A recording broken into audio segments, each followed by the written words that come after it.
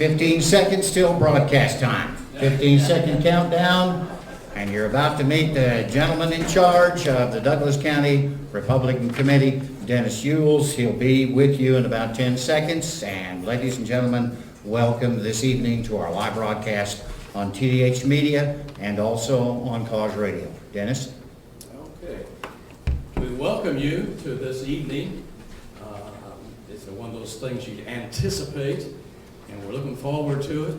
Again, it's being live streaming, and I don't know if you need the address to that or not, but if you know somebody that is homebound, we have several that called and said, I can't make it, so I gave them the address to the live streaming. It's also on radio KKOZ 92.1 and 1430. Beyond that also. And the live streaming is brought to us and by PC Express. They have underwritten all the expenses for this. So I think we ought to give them all, KKOZ and PC Express.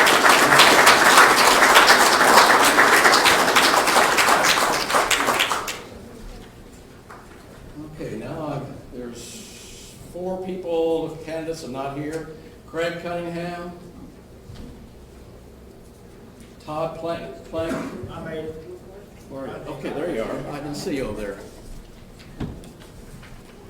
I didn't see you come in, Todd. I'm sorry.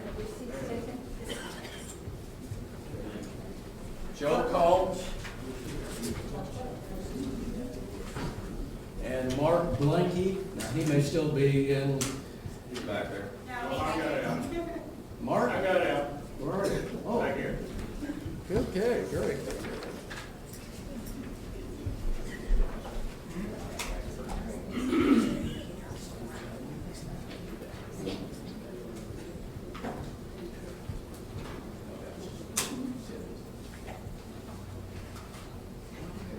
Craig Cunningham's the only one we have missing. Okay.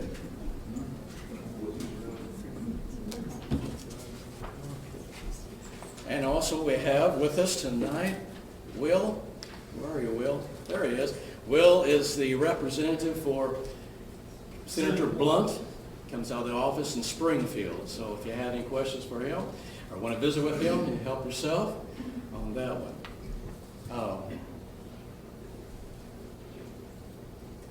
Okay. Now we have 2 that cannot come tonight because they are quarantined. And then we have several of our committee members who could not make it because they're quarantined also. They don't have symptoms, but they were with a group in which one of them had the virus, and so all of them have to be quarantined. Kind of a sad thing, anyway. Thank you for coming. Let's stand. We're going to, and Scott Huffman. Scott, there you are here. Scott, District Commander of the VFW. He's going to lead us in pledge. And then we're going to sing all together the national anthem. And then we'll have prayer by Reverend Robert Thompson. So remain standing until after prayer. Okay. Present arms. I pledge allegiance to the flag of the United States of America and to the republic for which it stands, one nation, under God, indivisible, with liberty and justice for all. Start us out. Oh, say, can you sing by the dawn's early light what so proudly we hail at the twilight's last gleaming, whose broad stripes and bright stars through the perilous fight o'er the ramparts we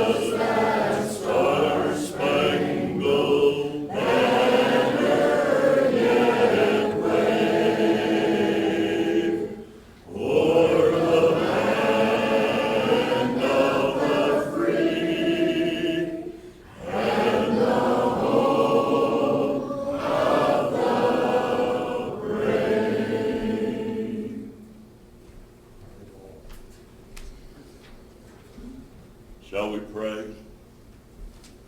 Our Heavenly Father, we want to thank you for the blessings and the privilege of living in these United States of America.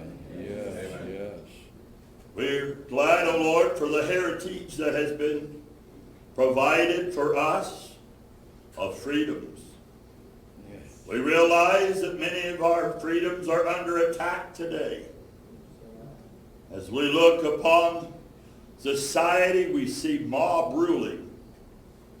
We don't want to fall into the trap of the Roman Empire. No. We don't want to fall into the violence of the French Revolution.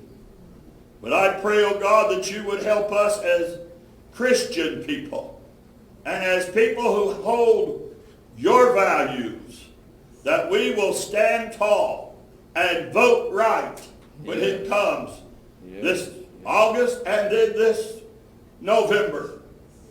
We realize that these have put themselves forward for public office.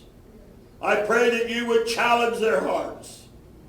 The dictate of the Scripture is that our rulers be a terror to evil and not bear the sword in vain, but that they would do all in their power to help those of the citizenry to live in calmness and serenity.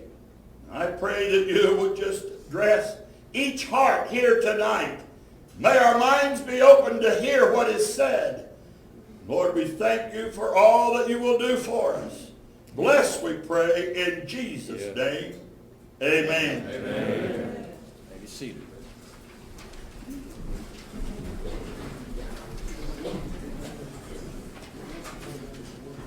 Now our agenda, then, some of you have seen that, we're going to start with the sheriff contest. I felt like we need to do that first, just in case our sheriff has to be called out or something. And besides, to me, that's one of the most important ones. That way I feel safe in my home. I feel safe when I go anywhere, knowing that it's in good hands. So Ben and Chris, come on up and have a seat.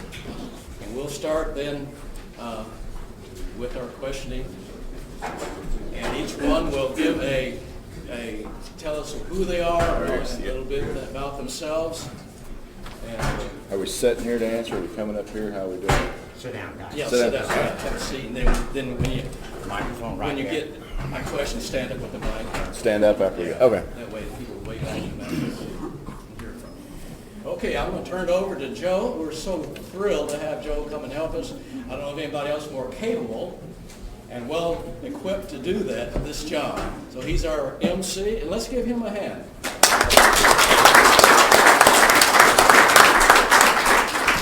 All right, before we dive into this thing, there's just a couple things got to be said. If you made the chart political forum, they learned a lot. First off, Joe doesn't know how to say the Pledge of Allegiance, so they got Scott to do that, and I sure am glad that took place. When I grow up, I want a voice like Robert Thompson. And it would be good if I could pray like he could too. Wasn't that wonderful? Now, before we get started, I got something I got to tell you, and I hope that you will be a part of what we're about to do. This right here is what makes America what it is. We get to go on August the 4th and put an X on. And I'm afraid there are just way too many people that walk in there with their eyes covered by their masks. And they did so long before we had COVID-19. But tonight we make a difference, because tonight we hear, we listen, we reason, we question. And hopefully by the time we get to the point of the 4th of August, we have prayed and asked God to help us to make the right decisions. Before we pick on Ben and Chris, I would like all of the candidates who are here tonight running for office to please stand. Let's see who you are.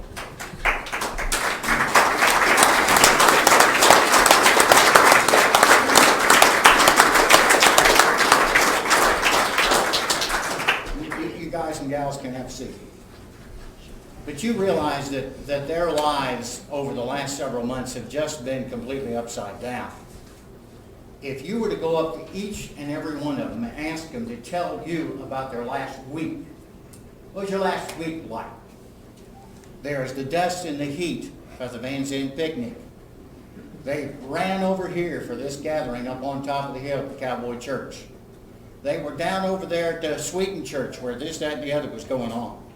And Uncle Bob and Uncle Freddie were having a get-together, and there were going to be more than 2 people there. And so I felt inclined to go and to visit. And their lives are literally filled that way. Now, we tend to say terrible things about politicians. Some of it is extremely deserved. And I hope Senator Blunt's office is listening to this. That message needs to go back to Washington, D.C. And I want to thank this young man right here. He has been here at both these events, and he listens. And I want you to know he's listening. And he's listening so he can carry some of those messages back to a good man who just needs to hear what's really happening. And that's what Ben and Chris are going to begin right now. But these people who have run and are running are your neighbors. And they are your friends. And they do not deserve the bashing and the beating they get running for these offices. I think every one of them, if you give them the job, will do their best. And you may not agree with what they do, but they're going to try. And I'm here to tell you, at least these people, you can go find. You can find these boys, and you can talk to them and have a conversation with them. That's what makes America great, is when we assert our rights as citizens to go and complain. Then you win this thing, you're going to hear from all of us. Chris can tell you that for a fact. Absolutely. And those that have been there can tell you that. Enough said, let's get down to it. First off, let's meet the 2 candidates. We'll start with Ben over here, grab the microphone. He gets to introduce himself, and then we'll work some questions. So I'm Ben Peebles. Is this thing on? It was on. Okay. I'm Ben Peebles. I'm from out at Good Hope. That's where my family's been for a couple of generations. I grew up on a farm out there. I'm running for Douglas County Sheriff. One of the most frequently asked questions and one of the most pertinent things I think right now is with regard to government upholding our constitutional rights. When we founded the country, we wanted to keep the government from becoming a mechanism where a person's, whoever happens to be in office, their random whim or fancy becomes the law of the land. The Constitution is the document that outlines what the limits on government should be, and I'm absolutely committed to that. I've seen a lot of things lately that look a little bit off from the perspective of constitutional government. That's something that I'm absolutely committed to, is returning to a constitutionally limited government, and it's one of the things that I'm running on. Thanks for being out here tonight. Well, good evening. I'd like to thank everybody that was involved in putting this on, Dennis and everybody. It's good to see everybody back out. Like Joe said, we've been running for the last several weeks, and we appreciate Joe. We appreciate Sean from PC Express for sponsoring this event tonight. So the folks at TDH Media. Testing. Would you like me to sing now? Now you can sing. Okay. So anyway, for those of you that don't know me, I'm Chris DeGase. I'm your sheriff in Douglas County. I've been in that position for the last 11 years. It's been eventful. I've learned that in the office of sheriff, you have to wear many hats. And you may start out the day with one hat on and wear 4 or 5 throughout the day. I find myself in the woods. I find myself being an accountant. I find myself being a marriage counselor. I find myself doing just about everything. So it's been an eventful time. I'm from here. I graduated from Able High School in 1990. I went to New Mexico, where I began my law enforcement career there. I worked in New Mexico until 2000. I came back to Missouri, where I worked for various sheriff's office, police departments until I was, am I blowing your ears out back there? Is it loud? No? Okay. When it's working, it is. where I worked for various police and sheriff's departments until I was elected sheriff in 2009. It's been an honor to be your sheriff. Wow. It's been an honor. And Kim done that to me. I didn't mean to call you out, Kim, but that was great. It's been an honor to be your sheriff for the last 11 years, and the voters, and God willing, I'll get to be your sheriff for another 4 years. Ben, pick the microphone back up and talk for a second or two. Okay. Now, we're having problems with the PA system. It's literally going out and then coming back up again. So when this goes down and up and everything, so long as we turn the microphone on, it'll work sometimes. Ben? Like I said, I'm Ben Peebles. I'm running for Douglas County Sheriff. Seems to be working. You didn't realize politics could be so fun, did you? All right, let's do a bunch of questions. We've got a few here. Now, at the last shindig we did, we had a timer. And at that particular event, Ben was a law-abiding citizen.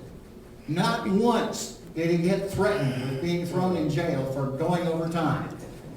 The Gates, on the other hand, almost failed each time. So, what we did, Johnny, you're in charge of this, give him about 15 seconds. I'm only kidding, but let's try to keep this as short as possible. We have about 400 questions per candidate. What we'll do is we'll ask a question. Ben, would you like to go with the first question? Sure. All right. What type of cases have you worked? And we'll have both the candidates work that question. I have worked almost every kind of case you can imagine. It ranges from, neighbor disputes where the one neighbor is sick and tired of the other neighbor's dog coming over and doing his business in the yard, to, burglaries, thefts, assaults, domestic assaults,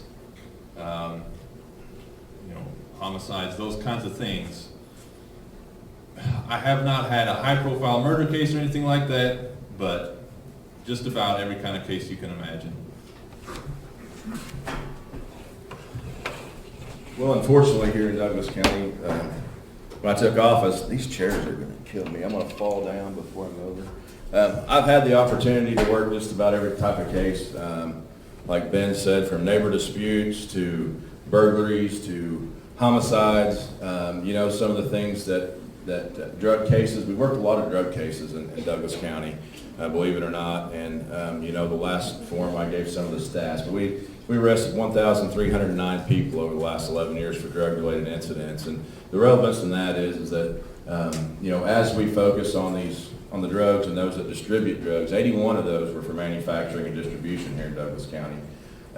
We've seen a drastic reduction in our burglaries.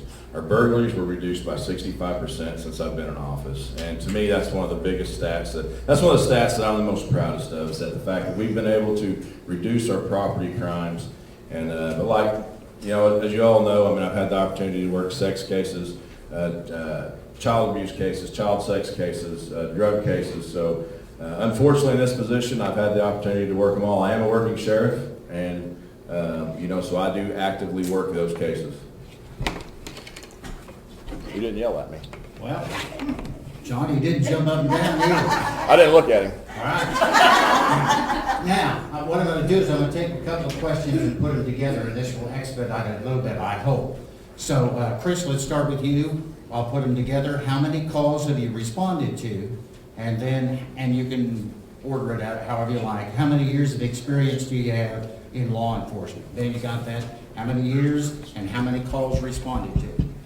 This is my 26th year in law enforcement. As I stated earlier, I started in New Mexico. I've been your sheriff here. I'm on my 12th year. So I do have a lot of experience in law enforcement, a lot of years. As far as calls for service, and actually I'd never pulled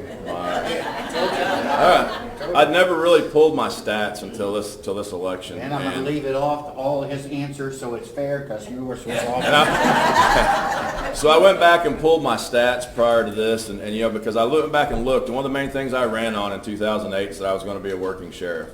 Out there in the field working these cases, I'm the primary investigator on all of our major crimes, all of our homicides.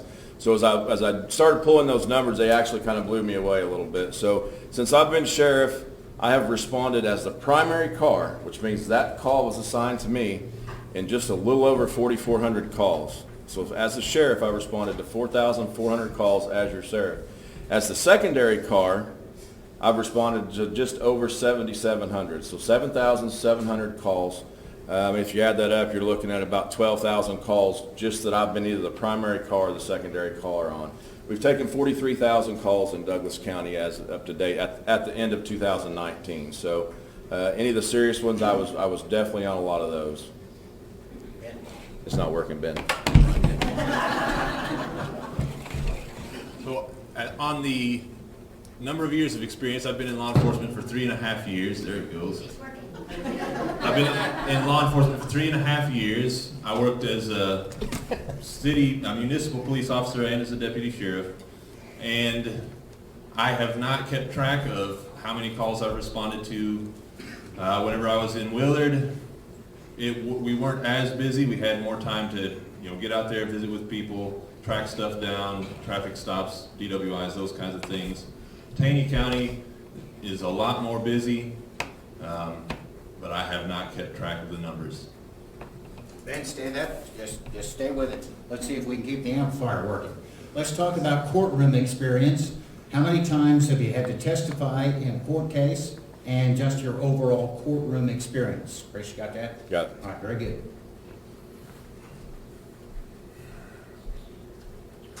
I believe it is 3 that I've had to testify in court on. One of the main things, getting into law enforcement, one of the things that I wanted to do was focus really hard on investigating thoroughly and documenting thoroughly before ever filing on a case, because that's, that's your main window of opportunity to win or lose a case. What you do early on makes the biggest difference. And so far of my cases that have resulted in convictions, there's very, very few that I've wound up having to testify in court just because of the strength of the evidence. I had heard a quote from I do not remember his name, but it was a prosecuting attorney down in Florida that said, it's so refreshing to work with whenever police officers work to prove a person guilty beyond reasonable doubt rather than just prove that they're not innocent. That was kind of, that was not said about me, but that's been my goal, and I think I've done fairly well on it. Thank you. Well, once again, unfortunately, I've had the opportunity to testify in numerous cases here in Douglas County, to include everything from basic assault cases to homicides. I've spent an extensive amount of time on the stand. You have to understand, when you put together these big cases, a lot of times you end up with multiple 3-inch binders completely full of case files. As a primary investigator, even though my guys work on these cases, as a primary investigator on it, I'm responsible to know all that information. So I will spend weeks and weeks preparing for court because, once you get on the stand, they don't let you take all your notes up there with you. In these homicide cases that I've had to testify in, there's been many times that the last homicide that we had, I spent 4 hours on the stand on a Friday from 2 to 6, and 2 hours Thursday I spent 4 hours on the stand. Friday I spent 2. So I spent 6 hours testifying on just one case. So I have spent a lot of time in our local courts testifying. I've also testified in federal court, which is a completely different character. I've testified in every type of appeal and suppression hearing that you can imagine. And one of the most recent ones was I have a search warrant writing class that I teach statewide. And we had charged a guy, and it went federal, and they attempted to suppress it because they felt like the search warrant was illegal. So I went up there, I testified for several hours on the stand, and we won the appeal. So, he did not suppress the evidence. The guy just recently got convicted in federal court. So I have a lot of experience in the state and the federal court as well. Chris, stay up there. One still working. All right, let's wax the Second Amendment. If a government authority said to confiscate the guns of law-abiding citizens, would you do it? Absolutely not. How do they know who's got guns? So I'm a strong supporter of the Second Amendment. That's not going to happen here. many people don't realize that your sheriff is actually your highest law enforcement in the county. And that's one thing that, as we've seen everything going on in like St. Louis County and St. Francis County, those people have appointed sheriffs, all right? They don't have, you want to wiggle that thing? You remember the last time? Shorten your answer. They don't have elected sheriffs up there in those counties. So with that doesn't come as much power, So I'm a huge supporter of the Second Amendment. I'm all for carrying guns. I'm all for law-abiding people to carry guns, especially women. I think all women should carry guns. On my end, pretty much the same answer. Absolutely not. I would not be out there taking guns away from law-abiding citizens. I would also be, I had talked recently about Sheriff Richard Mack of Graham County, Arizona. Back in the 90s, he filed a suit against a gun control act that was passed by Bill Clinton. He wound up winning that case. Those are the kinds of things that I believe we need to see more of. Not just refusing to comply, but also fighting back on constitutional grounds and really limiting what they can do to pass those kinds of things in the first place.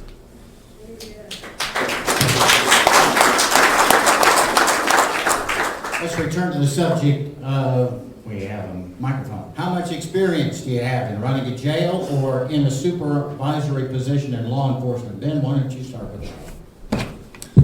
Oh, here you go. So far, I have not been assigned a supervisor position in law enforcement, and I have not been in charge of running a jail. When I left New Mexico, I was actually a general police instructor there. I was a supervisor the last couple of years when I left New Mexico prior to coming here. Upon being here, I was a supervisor with the Ava Police Department. And then, of course, in 2009, when I became sheriff, I began to supervise a lot of people. Also, that afforded me the opportunity to gain a lot of experience in the jail. And talking about the jail, the new jail has been quite the experience, because not only did we build one, but I actually worked with HMN, and we had to plan it, we had to design it, and then we had to make sure that everything that we planned and designed met the standards that we just recently got put in place by the state. Also, we wanted to meet the federal requirements so that we were avoiding any type of litigation. So, with the jail, since I've been in office in 2009. My turn again. Ben, you want to go for the last one? No. Chris, you have to do that. I have two questions, but they're pretty much the same, so I'm going to blend them together if you'll allow me. It has to do with the financing and making it transparent, whatever that means. But also, any thoughts on the rate of the increase in the cost of operating the sheriff's department and how to minimize cost escalation in the future? That probably broaches on the subject of financial transparency as well. So combine those thoughts, if you would, gentlemen. So the last one was on again now. You read an awful lot of the last one. Any thoughts on the rate of You're welcome. Any thoughts on the rate of increase in operating the sheriff's department and how to minimize cost escalation in the future? Yeah, there has been quite a bit of increase in the sheriff's office as far as operating costs. One way that we've done that is by housing inmates from Greene County. And to kind of explain that a little bit, we are under contract with Greene County. So we house 10 inmates right now for Greene County at $45 a day. Do the math, $450 a day is the revenue that we're bringing in. I know our electric and utilities went up from about, I think about $1,000 a year to about $3,000. So we actually doubled. So we're currently bringing in between $11,000 and $12,000, $13,000 a month from Greene County in revenue. So that money there is used to offset the cost of running the jail. So, for example, we spent, I think I'm budgeted right at around $200,000 this year for the operational costs in the jail. That's going to be coming out of the jail tax that you all passed. So, the money that we're bringing in, so if we bring in $230,000, we're $30,000 to the plus. So we're not projected to bring that in this year, but anything that we do is going to lighten up the load on the tax. So I'm also working to meet do all the paperwork. It's a stack about that thick to be able to house federal inmates. So it'll be nonviolent federal inmates. They pay a lot more. So we will look at housing those as well. So once we can get all the paperwork done. So we do a lot to try to offset the cost. Other things that we do is, now that we have the jailers, we try to get inmates picked up quicker that are in other counties, so we don't have that board bill that we have to pay. So they get picked up in another county, they spend 2 or 3 days there. We have to pay for it. So we're getting those picked up now that we have more jailers on staff. So then anybody that's ever listened to me on the radio, I don't know where the transparency keeps coming up on the finances, because that information is public information. You can get that through the county clerk. You can see that. I talk about it on our local radio show. I do a radio show at KKOZ every Thursday. Several times a month, I keep the public updated on the amount of money that we're bringing in. Every year I go on there and I talk about how we operated the jail. With the exclusion of 1 year, I've operated the jail on the positive since I've taken office. So we've brought in more revenue on the jail side than what we've spent every single year except one since I've been sheriff. And what we did is we did that by being very frugal with our taxpayers' money. We cut back the way that we were feeding inmates, which saved about $80,000 right off the bat, because they were getting it from a restaurant when I took office. 3 meals a day from a restaurant, and now we do oatmeal with no sugar every morning. I eat oatmeal every morning with no sugar. We have bologna and chips for lunch, and we have rice, beans, and cornbread for dinner. That's what we feed. That's what we feed, and like I said, it saves us about $80,000, $90,000 a year. And when they complain, I just tell them, if you want to eat what you want to eat, don't come to my house for breakfast and dinner. So saves us a lot of money.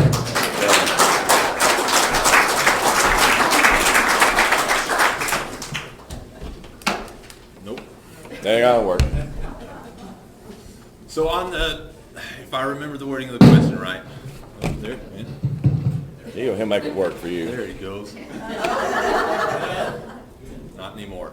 Anyhow, on the cost escalation part, whenever moving from an old jail to a new jail, there's always going to be increased cost, especially versus the jail over there. You've got more utilities costs, it's a bigger space, all of that. That kind of comes with the territory. As far as minimizing rising costs in the future, I'm having trouble thinking up a specific scenario that I could apply that to, but over time your stuff costs more, with inflation and that kind of thing, but just really keeping good track of what we're spending money on, what all of that is necessary, can we trim anything out, and then keeping good track of the numbers to keep that under control. As far as the financial transparency, Douglas County as a whole, every so often the state auditor's office comes in and does an audit. Consistently we get dinged for the accounting practices not being compatible with generally accepted accounting principles of the United States. I think that that's an important step to take to up our accounting game, get that, it makes it, taking that extra step, it really breaks the numbers down more, it makes them more transparent, you can really follow dollars better, those kinds of things. That'd be my thoughts. Chris and Ben, thank you very much.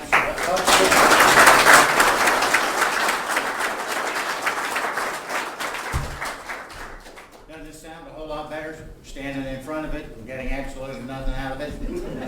I'm going to try one more time to bring this up on our next round of candidates, but if it keeps dropping off, we're just going to forget it. And you guys, gals, talk loud. And we'll just do our best to make this work. This popping and going is distracting everybody here. So that's what we'll do. Next up, let's bring up our Senate race candidates. They'd be Karla Eslinger, Van Kelly, and Robert Ross. Please join me.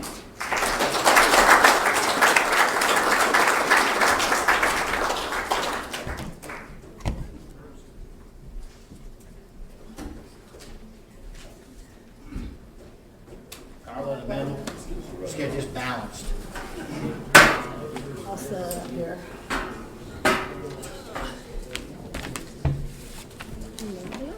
I would point out that the microphones right in the middle are hot, they're live, they're active, they don't rely on the PA system, but they're not doing us any good in here. So just keep that in mind. Those microphones right there are hot, the one for TDH Media and the one for Cause Radio. These candidates are running for the 33rd. This is Senate District, is that right? A boy by the name of Mike Cunningham, who served us well, now forced out of office. I love to be able to say that. Forced out of office by term limits. Will, are you listening? First out of office, forced out by term limits. I love it. You may not. I'm sure that the folks in Washington don't, but we'll carry a message back. Get your act together or go home. Now I'm in trouble. Is it fair for each one of you to introduce yourself? Let's do that. Robert, let's start down there and we'll just work back across if we could. Give me a second to get it up going. We'll see how long it's going to work. Okay, well, good evening. Happy to be down here with you tonight. I'm Robert Ross. I've been a state representative for the past 8 years. I grew up on a farm in southeastern Texas County, 6th generation there. I went to college at Springfield, and my degree there, I'm a land surveyor. That's what actually makes the House payment rather than being a state representative. However, I've served for the past 8 years. My current district includes all of Texas County, the southern third of Phelps, and about that much of Pulaski County. The majority of Fort Leonard Wood is in my district. And I also have the northeast corner of Howell County, surrounding the city of Mountain View. But as was mentioned, so in my 8 years, I'm now term limited, as our current state senator is. And, I'm offering to continue on fighting for property rights, Second Amendment, being pro-life, all the things that when I campaigned in 2012, when I originally ran, I campaigned on those issues. I followed through on those. I have the track record to prove it. In addition, I'm the only candidate endorsed in this race by Missouri Right to Life. I have the highest candidate rating for the National Rifle Association with A+ in this race. And I'm also the only candidate endorsed by the Missouri Cattlemen's. But with that, I look forward to talking about the different questions and issues this evening, and I'll be around after the fact to visit more in person. Thank you for the opportunity. Thank you, Robert. I can see the chair gets in the way, doesn't it, Chris? My name is Karla Eslinger, and I live right down the road down at Wasola, and I can tell you that I'm a constitutional conservative. I currently serve as a representative in the House. I have Douglas, Ozark, and half of Taney. I have been a public servant for many, many years in this community. I have served you as a teacher, as a principal, and as a superintendent. One thing I want you to know is that I absolutely protect our constitutional rights. I know that the freedoms that were given to me by our Constitution is the reason I'm standing before you here. When I grew up, I was raised by a single mom, and I think you probably maybe know some of the story, but basically I'll just tell you, it was tough. There were 3 kids under 3, she was 18, no education. There were times we were homeless. We ended up, bounced around a lot trying to find work, ended up in Theodosia, Missouri. Absolutely loved that little old Ludi school, went to school there. The community came together. I understood what it was like to be part of a community. I have worked in public service for at least 39 years. My husband David here and I have been married 39 years. We live on the family farm. But I have to be honest and tell you that the only part of farming I do is open a gate. But I absolutely love where I live.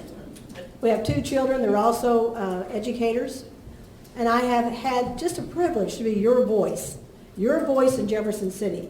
And I can tell you that the chance to do that kind of work on even a bigger opportunity is why I'm running. We live in the 33rd district, and of those 8 counties, did you know that 5 of those counties are on the top 10 poorest counties of the state? We have work to do. We need to do a lot of work in economic development, workforce development, get some jobs. I want my grandbabies to live here and get a job and be able to have a living wage. Love seeing you all, and I'll hush now. Thank you.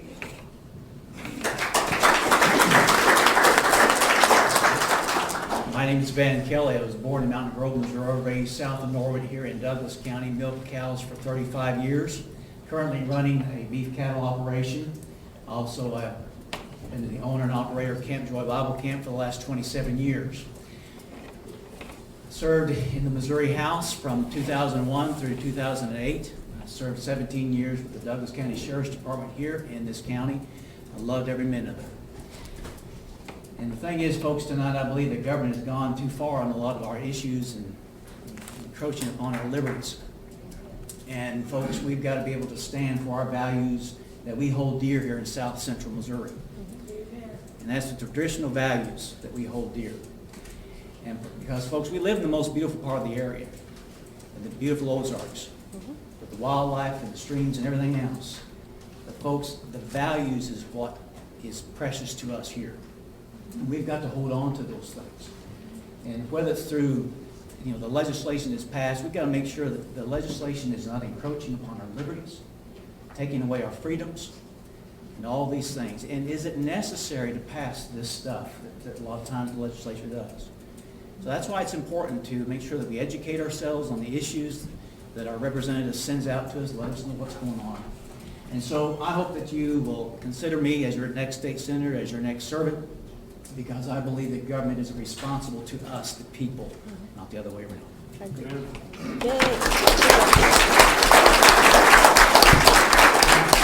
Let's just start with Van. I'm going to work a question here, and it's really a pretty good way to begin it. There are a bunch. I may have to just skinny some of them, unless you want to be here till midnight.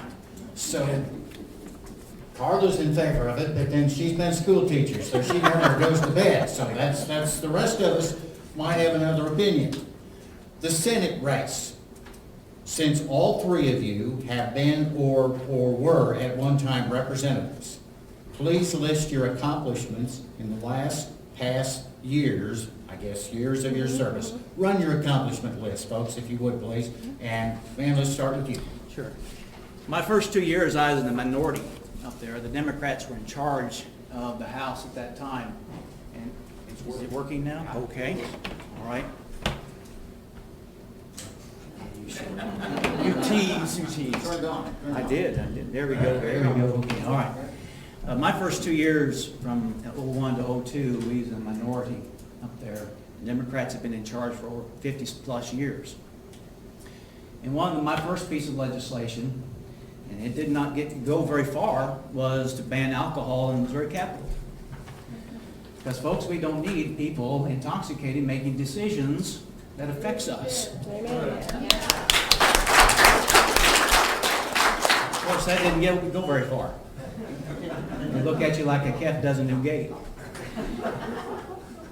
But my second piece of legislation was enterprise zone for Wright County. To be able, for Wright County at that time, to have a level playing field, to be able to encourage businesses to give Wright County the opportunity for jobs to be able to come in, for them to be able to have that level playing field and say, hey, here we are down here in South Central Missouri. Here's what we have to offer. It gave those tools to Wright County to be able to bring in businesses and things like that there. And so that was one of my first accomplishments, and that was also during the minority. So I know how to work across the aisle. And my first 2 years up there.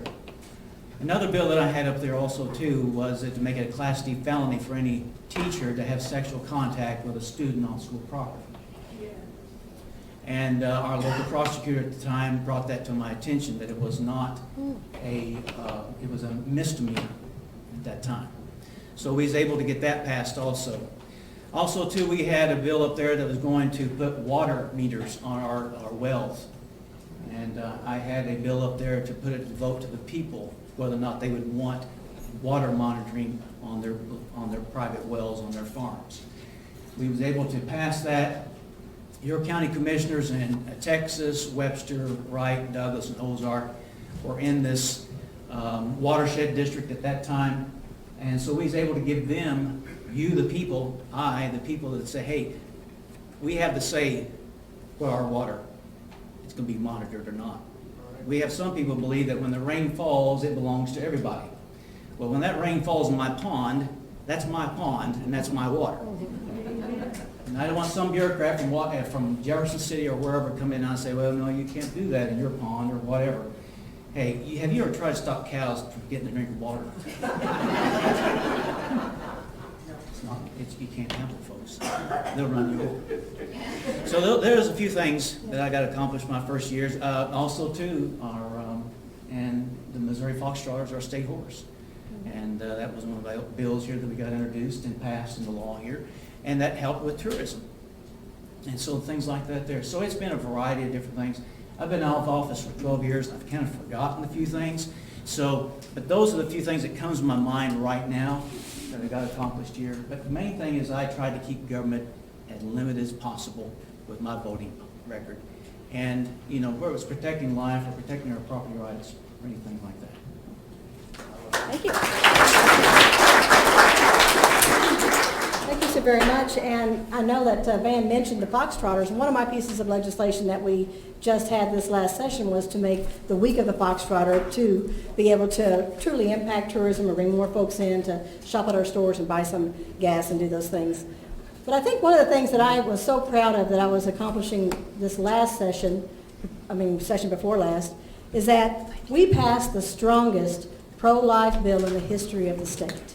And I am absolutely thrilled that that was done during my tenure.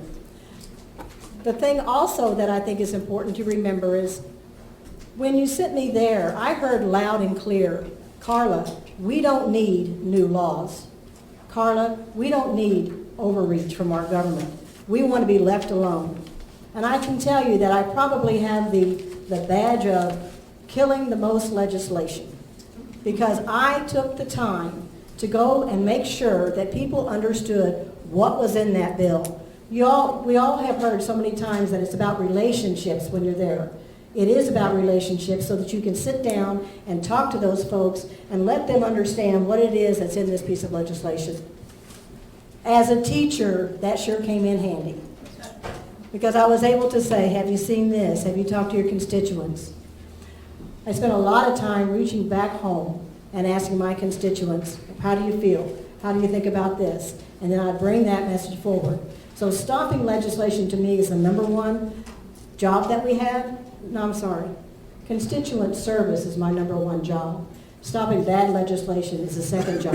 And if there is something that you bring to me that you would want to see done, then you can bet I'm all over it, and I'm getting it done. I worked with Ripley County.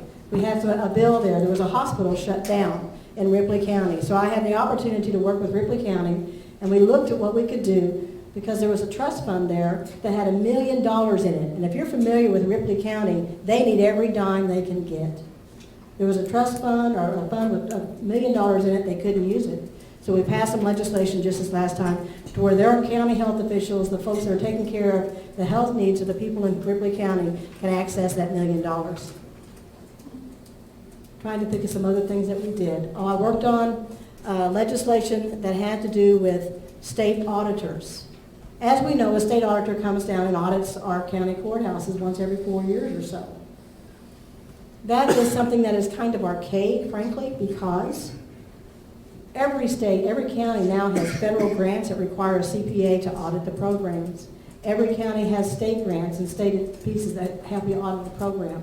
If you're a third-class county, you already have several CPA, or don't you, right here. We have lots of times that we get audited. So it's redundant and a waste of taxpayers' time, a waste of our elected officials' time. So the legislation that I worked on made it to where your commissioners, after, can decide whether they want to participate in the state audit.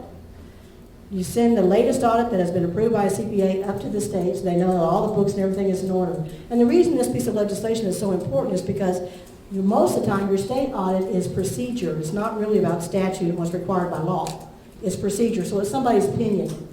And I think that we elect our officials here. I'm a strong supporter of local control, as you guys know. I want decisions made by the people I elect here in this county.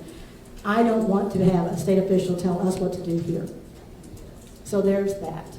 I think I'll hush. Is that enough time?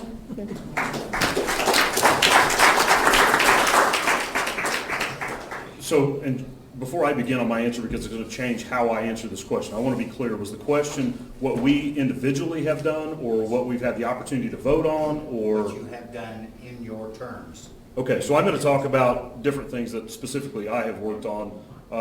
Simply because, I could talk about, I've been, a state representative for 8 years. And I was a part of passing the first tax cut that Missouri has seen in 92 years. I voted on, I believe, no less than 5 or 6 different pro-life bills that I wasn't necessarily the sponsor of, but of course I always voted for those bills.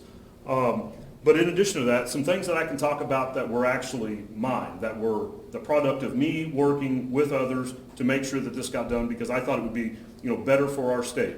It was my amendment in our state budget to stop our tax dollars from going to Planned Parenthood to pay for abortion.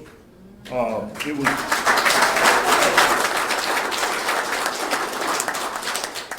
In addition, at that time, I've sat on the budget committee my entire 8 years of serving in the legislature, but for 2 years of that, I was actually chair of the General Administration Appropriations Committee.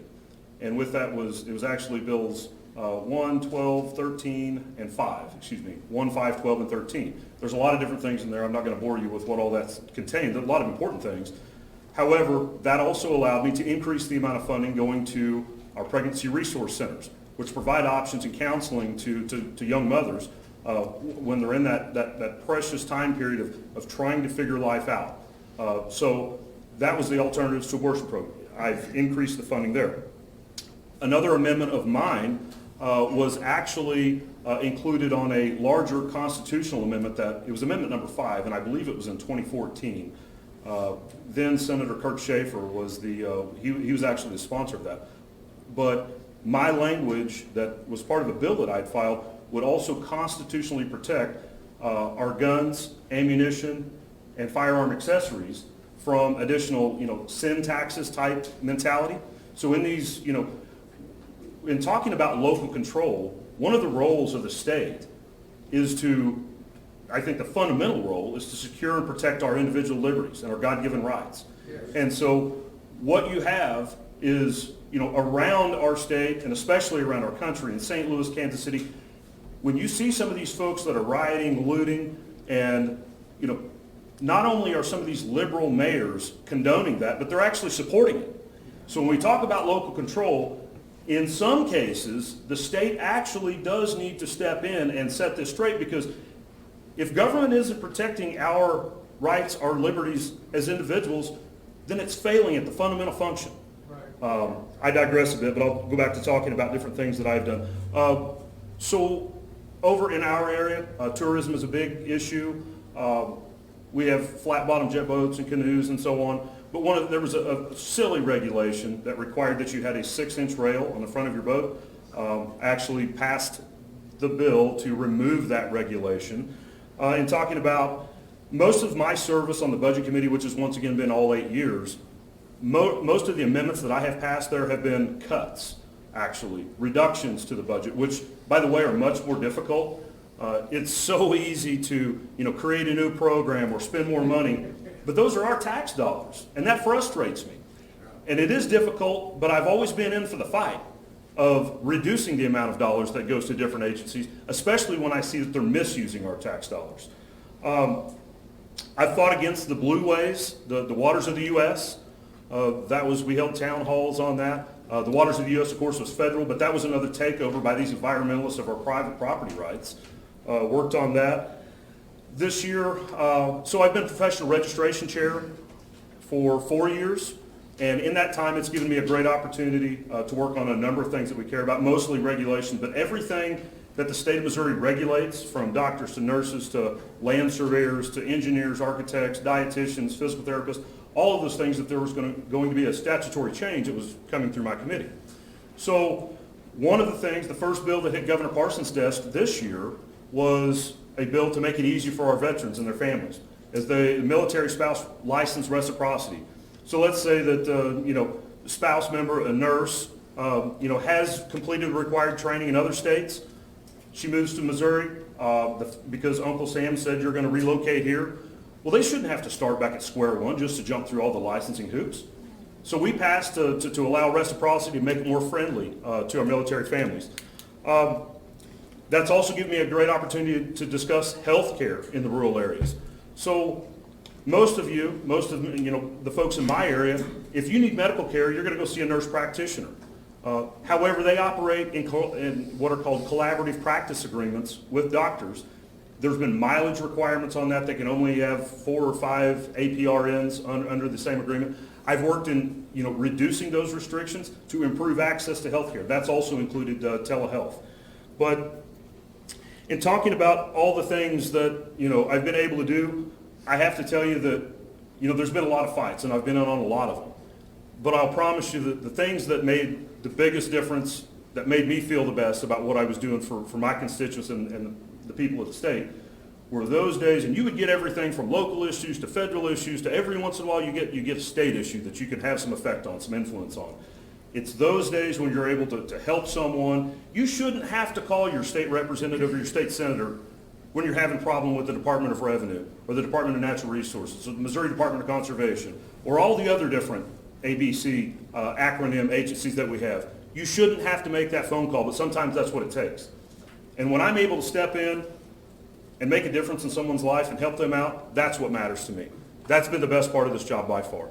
But there's a lot of things that I've left out. I know we've gone long enough here, but I'm happy to talk about individual or certain other things throughout my legislative tenure after the meeting. Thank you.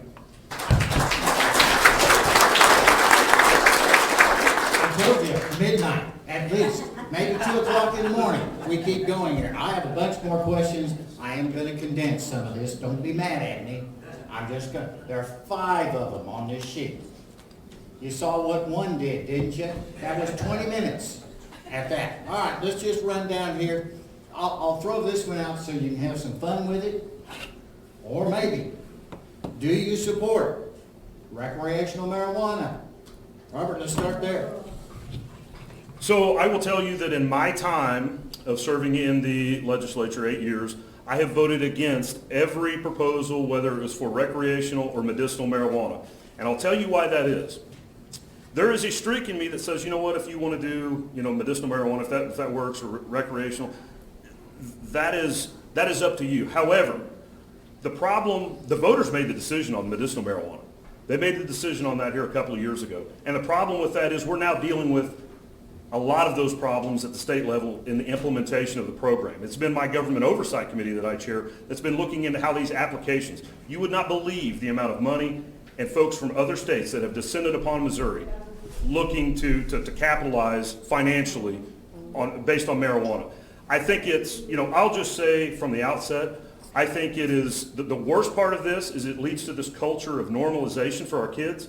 I've got 2 boys that are 10 and 11 years old, and their generation, they've been told, time and time and time again, well, it's just weed. It's no big deal. It's not a problem. But I'm going to tell you that what we as taxpayers have to finance and pick up the tab for as it relates to all these other things, from crime to this becoming, the first drug that leads to, it's the gateway drug. It leads to everything else. And it affects us on every, part of our society. So to answer the question, very simply, I oppose both medicinal marijuana and recreational marijuana. However, medicinal is off the table because the voters made the decision on that. The worst thing is it sends the wrong message to our kids, and it's taking them down the wrong road. But with that, I voted against it every time.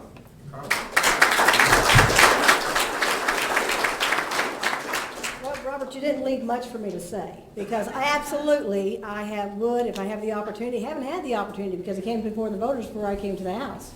But no, I've seen what happens to families. I've seen what has happened to our schools when it comes to marijuana, drugs, whatever. I've also seen the cost to our area, not just in money, but the cost of what it does to families.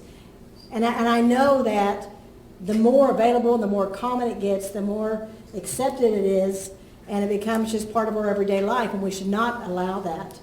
And I, as your senator, would love to walk in and do as much as I can to pull that back and be able to stop this. I know that there's opportunities there when I get there. I just need your vote to get there. The thing that I think that we have to remember here is the voters voted, right? So we have medicinal. But how are we overseeing that? And really what is going on with these pharmacy, and I get constituent calls all the time, right? I get a call that says, hey, I want to be able to open up a dispensary. So I want to know the regulations and rules. Well, the people have spoken. I have the information. I send it to them. But I go out and counsel. I go out and say, really? You want to do that? Let's talk about it. Where are you wanting to open this up? How close to a school or a daycare are you? How close? I think it's my responsibility to be able to have those conversations with the folks that I'm representing. It's not always that I'm just doing what you want me to. I'm trying to convince folks this is not the direction we want to go. That's my job. I think the other thing too is we've got to do a better job of messaging to our children, and messaging that they have to be accountable, that they absolutely have to have a job, they absolutely have to make their own way. Nobody owes you anything. And I just see so much with that drug culture that they get in that cycle, and then all of a sudden they're a victim, and they no longer have to be accountable, and they no longer have to even abide by the laws that we have in place. We've got to stop that. So it's not just, do I say no? You bet I say no. But I think the main thing is, so what are you going to do about it, Karla? What are you going to do? And we can work together to get that done.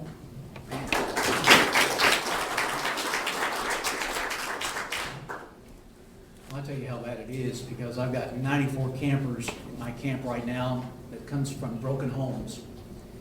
And they're dealing with situations that they're turning around, is it my fault? Is it my fault? Mm-hmm. And it's a shame that we have come this far in this country to allow this type of situation to happen. I'm totally against this stuff, because I have seen it ruin family after family, take lives, take mamas and daddies away from children. And the thing is, at the end of the day, folks, it comes down to personal responsibility. Yes. We've got to get that back into our system of thinking. You can't blame the schoolhouse, the church house, the community, the Lions Club, and everybody else. It comes down to us taking the responsibility at the end of the day. You can pass, hey folks, we can't even keep the first 10 laws. You know? And here we're adding more and more. There used to be 5 statute books that you could sit on your desk. You could look up any law in the state of Missouri. There's over 20 some now. And it's on flash drive, and you can look it up on the internet and everything. But we have, folks, government has encroached on our liberties. And now here, I never thought I would see the day that we'd be talking about legalizing marijuana. This makes me sick to my stomach. Folks, we've got to stand against this garbage, stand with our law enforcement, putting more teeth into our laws to make examples out of these people to where they don't want to go and do this. And these people out here are giving across the street to the children out here. Folks, they need to be examples. They need to be set public examples. I tell you, they're destroying lives left and right. If it doesn't bother you folks, then there's something wrong. Our law enforcement, day by day, dealing with this. Counseling centers, churches, individuals. Folks, the answer is right in here. When you're controlled from within, a lot of this nonsense goes away. But until we're controlled from within, you can pass laws till you're blue in the face. We don't have enough police, we don't have enough prosecuting attorneys to go out here. We've got to have back to personal responsibility.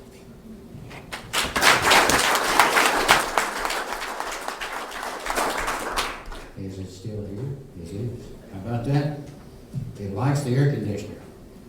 Let's do this one. I'm going to go just a couple more questions here so that we can move on. Or it will be 2 or 3 o'clock in the morning.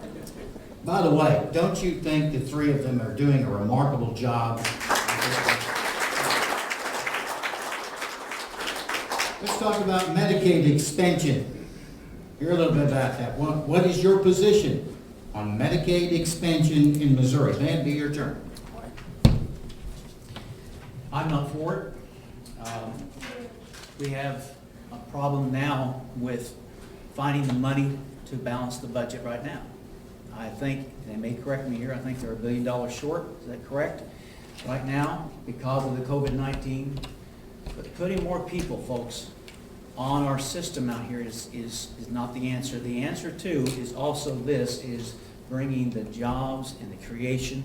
This is why we need to work hard when young people are graduating from school to give them the opportunities to go into the field of VOTEC. Welders, electricians, plumbers. Not everybody wants to or sits behind a desk the rest of their life. A lot of people want to think and work with their hands and to be productive that way. I think that we need to push that in a big way. And I support OTC and Lintech and all these others that are trying to educate and try to train these young people for the next, hey folks, we got the building in our area is just booming, and we need electricians and plumbers and these things. So we have to make sure that there is that training there available for our young people to be able to go out here and succeed and to make, to pursue happiness out here that they enjoy. Karla. Thank you. And I agree with everything he said. I do believe. One, Medicaid expansion is something that is going to break the bank as far as our budget, our state budget. I know that. I've seen the statistics. I've talked directly to our budget chair, Cody Smith, and because the reason I was so interested in this and wanting to know exactly what's going to happen if this passes, it's coming before the people, right? We all get to decide. But here's what's going to happen. If that passes, we're going to have a huge bill at the state level. Right now, Medicaid takes up about 40% of our budget now. Okay? And it goes back to that same idea of, do we take care of ourselves or do we allow the government to take care of us? We don't want to be there. We want to be able to give everybody an opportunity to have a job that has an insurance benefit with it. But now when I look at the map that shows who will benefit or where is the additional numbers of people that will be eligible for Medicaid coverage? You know where that area is? Right here. We have more people that work hard every single day. They have jobs, but the wage is so low and the employer cannot afford to provide insurance. And so here we are. So I want to take care of people. I want to take care of our next generation. So the best way for us to do that is for us to get the idea that we've got to have a good workforce plan. We absolutely have to have career and tech ed programs right here. I don't want our kids to get on a bus for 2 hours and go get trained on how to weld right here. We absolutely have to do something about the economic development plans for this area. If we together work to focus on what we can do to put more money in the pockets of our families who are working hard and not getting it out of the mailbox, working hard, then we're going to see less drug use, we're going to see less health problems, frankly. All those things will have a positive impact. Do I support Medicaid expansion? No, ma'am, no, sir. I do not. I know what it'll do. Also, one thing you have to remember is that if we do say, okay, Medicaid expansion is okay, we have to, that's the first dollar out of the budget. That's the first dollar. You have to match whatever you said as a state, you have to do, or you don't get your federal money in. So it takes off the top, right off the top. Then all your education, your fire, your police, all of those other services that we rely on, they become second fiddle. Okay? So please know that. I'll hush.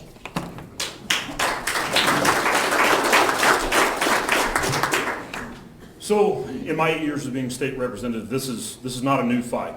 This was originally part of Obamacare, as it was originally passed, and the expansion of Medicaid. And let's talk about what it really is. So it adds folks that are up to 138% of the federal poverty level. It's an income issue. Adds them to a government program that already has, incredible cost overruns. So in my 8 years of sitting on the budget committee, we would pass the budget in March, April, and finally then in May. It would go into effect on July 1. But you know, the first thing that you do when you get back to session in January the following year is to start working on the supplemental budget. Within that supplemental budget, from the amount that we budgeted to, that we had planned, this is what we're going to spend, and it was brought up earlier. So roughly we spend 40 cents on every dollar as a state on a welfare program. The issue with Medicaid expansion and adding all these folks onto this already cost-heavy program, it's not a good value for any of the taxpayers. The reality is that if you are truly sick or truly needy, the elderly, the young, those folks already have coverage through Medicaid. This would be adding able-bodied, working-age adults that could otherwise work but choose not to. So I've said no to Medicaid expansion every time that it's came up because as the state of Missouri, we are constitutionally required to pass a balanced budget. We're not D.C. We don't print money. We don't deficit spend. There's a message that Will can take back to D.C. for me. That's one of the most important things that our federal government could do, is do what we have done here in Missouri. Have a balanced budget, constitutionally required. So at the end of the day, no, we can't afford it, because what it will do, and you're going to hear all sorts of different ads, and it's from groups that you're going to think, well, hey, what's their motivation to tell me this? So you're going to hear from AARP. Oh, well, we need to do this as a state. You're going to hear from the Hospital Association. You're going to hear from the Missouri Chamber Association that this is what we need to do. And I'm telling you that it's not free money. There is no free money federal government tree that sits somewhere out here that we haven't found. Our tax dollars, being constitutionally required to have a balanced budget, once the cost burden begins to shift, which is about year 4 to 5, we're on a 90-10 match until year 4 to 5. That cost burden begins to shift, and then everything else that we prioritize as a state, from education to the sick, the needy that we currently take care of, to all the other different state functions, as a balanced budget state, that money has to come from somewhere. It has to come from somewhere. There are no free games. But this is going to lead into another discussion, predicating on the marijuana question. So that was passed 2 years ago. Now before you, the legislature has said no for a minimum of 8 years that I've been there. And now we're seeing Medicaid expansion. What we really need in the state of Missouri is initiative petition reform. Because the liberals have figured out that with enough money, they can come in and push these policies that our state legislature has continually said no to in representing all of us. Now they figure there's an end run around this, and they can buy the signatures and they can push the messaging. That's what needs to happen, is initiative petition reform, to stop all of these different things from being an end run around the folks that you elect and you send to do the job in Jefferson City. Thank you.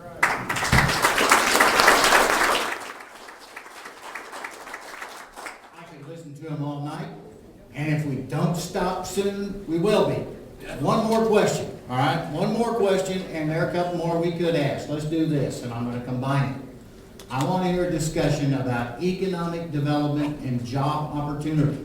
And the question is, and I'm blending it with something else, what will you do as our state senator for economic development and job opportunity in the 33rd? Robert, please.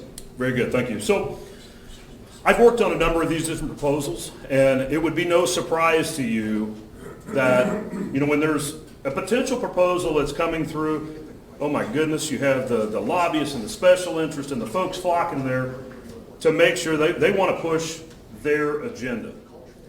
With your tax dollars, that's the problem. So I'm not in favor of government handouts. I'm not in favor of government picking winners and losers. Had that come up this year with the biodiesel mandate. So, ethanol required to have a 10% blend. This year, we voted on in the state legislature a biodiesel mandate that would have required that, us as farmers, truck drivers, and so on, that we purchase diesel that had 20% soy blend or biodiesel. The problem is that should be our choice. That should be our choice as consumers. If it's a superior product, we should have the opportunity to buy that. Not because government said that, not because government says that you have to. I don't agree with the mandates. Back to the Eco-Devo portion of this. So the best thing that government can do is get out of the way. Stop with the regulations, stop with strangling, our business. Business will flourish when you government doesn't create jobs, but it absolutely controls the climate. And so as legislators, we have the opportunity, whether it's tax policy, regulation policy. I've been involved with the first tax cut in over 100 years. When we create a business environment that is friendly to allow business to do what it does best, when government gets out of the way, that's when we're going to succeed. There's other vocational training and different things that I've supported throughout the years, but with that, removing regulations, creating a tax policy that is fair for all involved, that's how we incentivize business to locate here. But with that, I'll move on, let the next person speak. Thank you.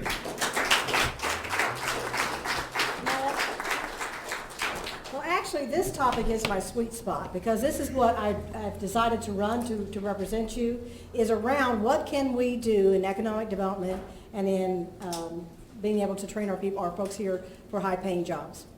And I have researched this topic and I've looked at it long enough to know that we have a gap. We have a gap from what is market and what is business needing and what are we training our young adults and our children to do. And that gap, that bridge has to be brought together. We have to have an understanding of what it is that will flourish here. What can we do to bring in industry? Yes, we want to entice industry in, but we want them to be successful. We want them to be sustained. We want it to really make a difference, not just throw money out the window.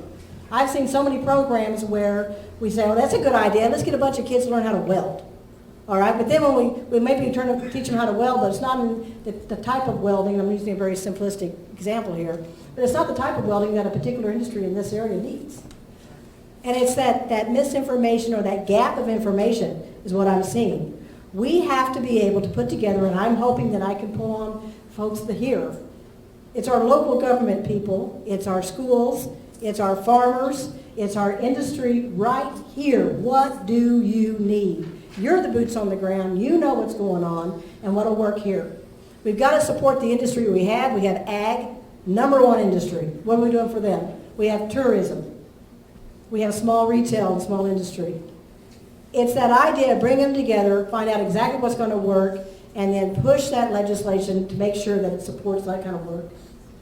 That's what I would like to do. It's not easy. It's not something that's you get a lot of bells and whistles with, but it's what we have not done. We have not done this work, and it shows. 5 of our 8 poorest counties in the state. Economic development is where I can make a difference for you.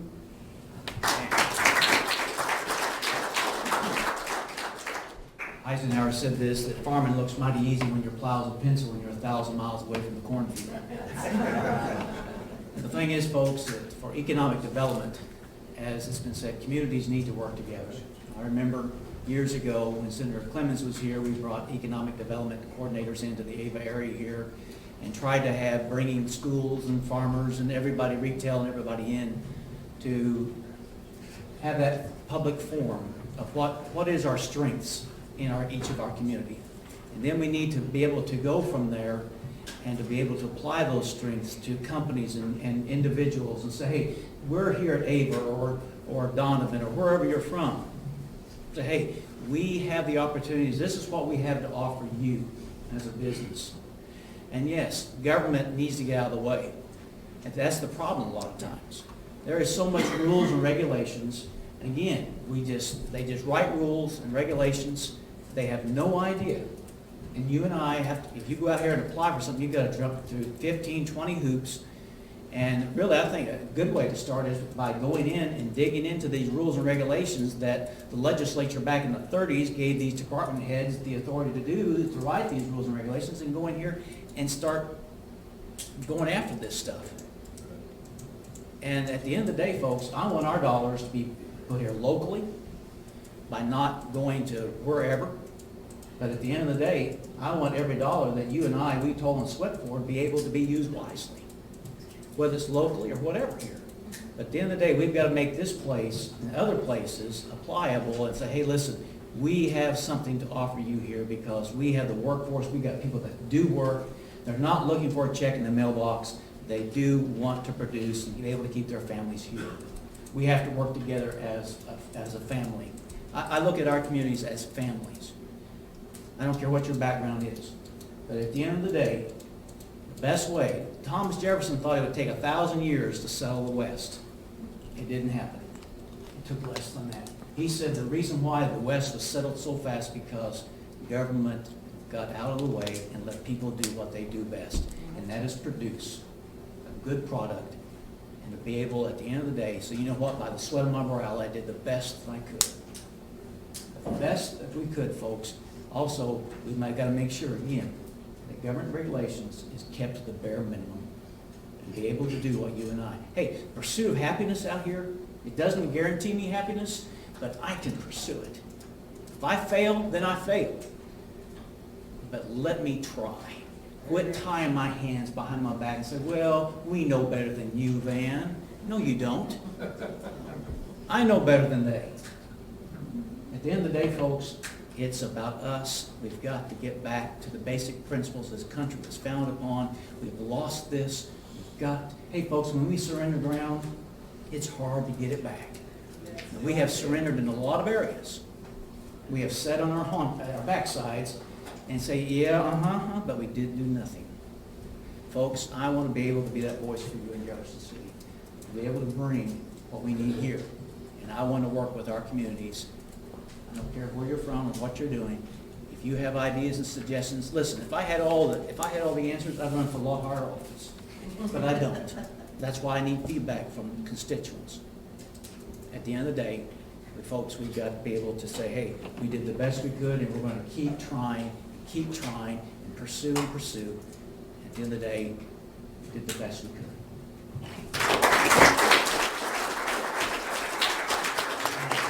My motion is that we want the 33rd, 34th, and 35th.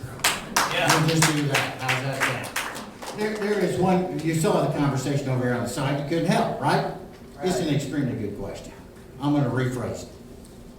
This country is being overrun by what appear to be socialists. Yep. Am I not saying that right? And the simple question is, do we not just teach that at least at the university level? Is this just seem to be just oozing from there? And so let's just ask the three quickly to respond to, is there any way that we can somehow return this to a little more fair and balanced presentation of economics and politics? And we're specifically referencing a socialism that is just bubbling up all over. Let's start with Van. Okay. Restricted for the universities. Socialism leads to misery. And it starts at home, folks, teaching the basic things of life. That is, again, you don't get something for free. You have to toil and sweat for every dollar you get. And the thing is, folks, at the end of the day, when we have removed God out of every aspect of our life from the public square, what do you expect? You have chaos. And we've got to return this back, folks, by us standing and say, hey, no more. And the thing is, socialism, as I said earlier, brings misery. And you look at history, look at the other countries, folks, that this has not worked. And it will not work. And through the universities, I think you're talking about there, and things like that there, this is where it comes down for you as a parent. If you're going to send your child to a college or university, you really need to know what they're teaching. You need to know at your local school district what you're teaching. Go to PTA meetings. Get involved. Because when you don't get involved, you don't ask these questions. And these kids come home with some crazy things at times. Hey, folks, these children are yours. They're not the schools. They're not the communities. They're not the church house. They're your responsibility. And what you decide, how you decide to educate your children is up to you. Where you feel that they can get the best. But as far as teaching this nonsense, it needs to stop in our universities. And I think, you know what? If it looks at cutting their funding for it, so be it. So be it. We're losing the ground.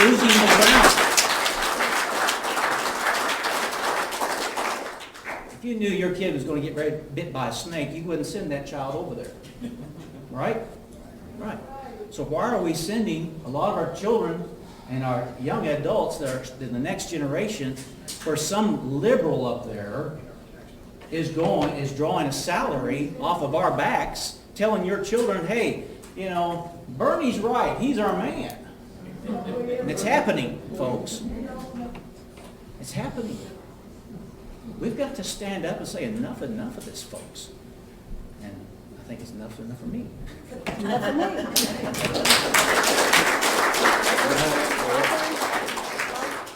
I wasn't sure if it was yours or mine.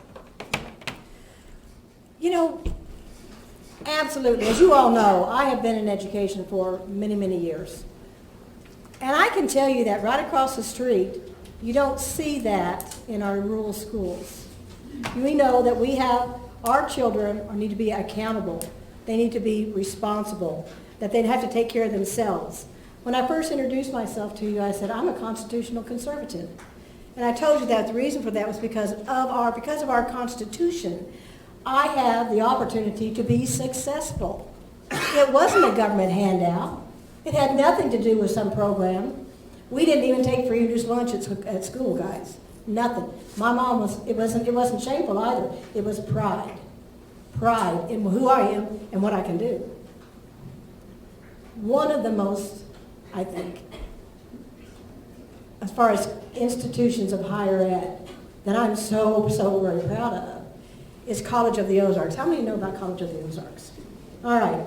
I can tell you that if you send your children to College of the Ozarks, that's what we here expect.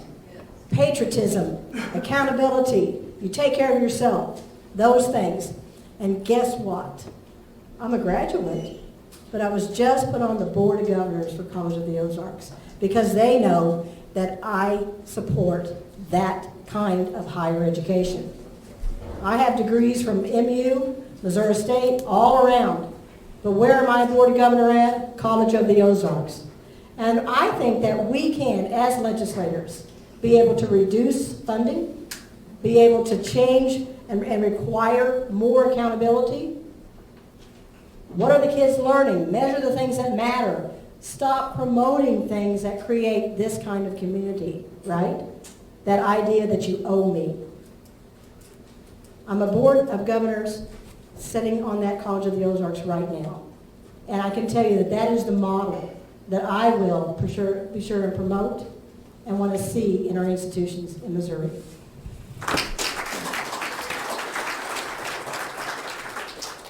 So back to the question directly of indoctrination, I mean, there's been a number of, there's been major changes, frankly, across our country in the last 6 years. And some of that absolutely, involves higher education, but there's been a lot of societal changes. You've seen this mentality, this attitude that, well, you owe me, that government, that we as the taxpayers owe these folks, whether it be, food or housing or health care or education, entirely on the take that they think we owe them. And so the reality is it's going to require a societal change. And what concerns me about what would precipitate that change is just how bad things might have to get for the folks, some of the different folks of the country to say, enough's enough. We're tired of this. We're tired of footing the bill for these people that are simply too lazy to work. But at the end of the day, I've dealt with issues. And in fact, talking about some of the different budget cuts, I've made those cuts. Whether it was to Missouri University or whether it was SMS or, when those issues were going on, we talked about up in Kansas City, University of Missouri, Kansas City. There was a speaker on campus that was shouted down, assaulted. There are issues that we have all across this country, and unfortunately, our tax dollars are financing some of that through the higher education. Talking about College of the Ozarks, how many of our tax dollars did they receive? None. That's the point. That's the point right there. It can be done without sending our tax dollars there, and they do one of the best jobs. They really do, and I pat them on the back. But it leads over to this other situation of this socialism, this attitude. How many people know what went on with the McCloskeys up in St. Louis? When they dared to step out of their house because the police weren't allowed to protect them. They stood on their front lawn with their firearms to protect their lives, their property.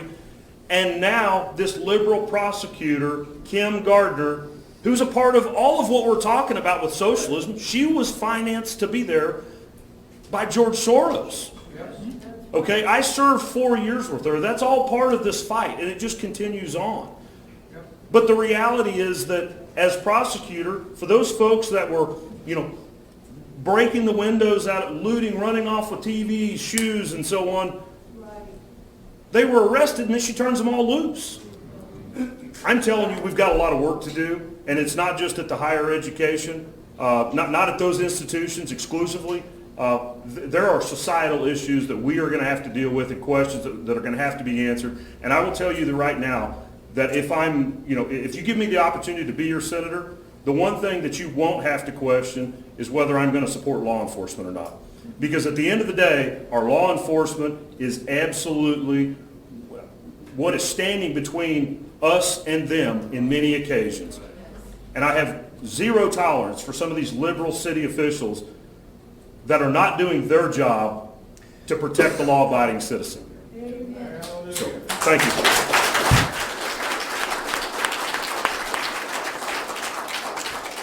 Karla Eslinger, Van Kelly, Robert Ross, running for District 33, 34, 35, and might as well run for governor.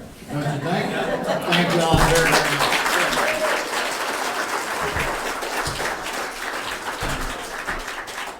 You are the world's greatest audience. One more round and then a quick break.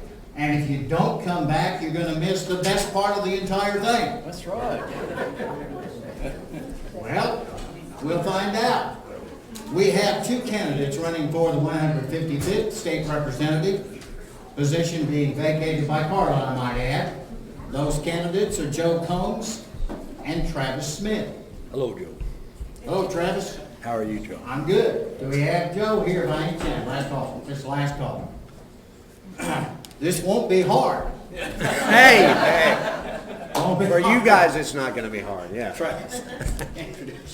Introduce myself, Travis Smith. I'm a real estate developer, been a small businessman for 30 years, been a coach for 17 of those years. Well, okay, that's what, all right. Check, can you hear me now? Okay. Proudly stand for the national anthem, even we're at home watching the Super Bowl with my boys and my daughter, because we love this country. I am proud to be a Christian. It is not something I'm embarrassed of. When I would,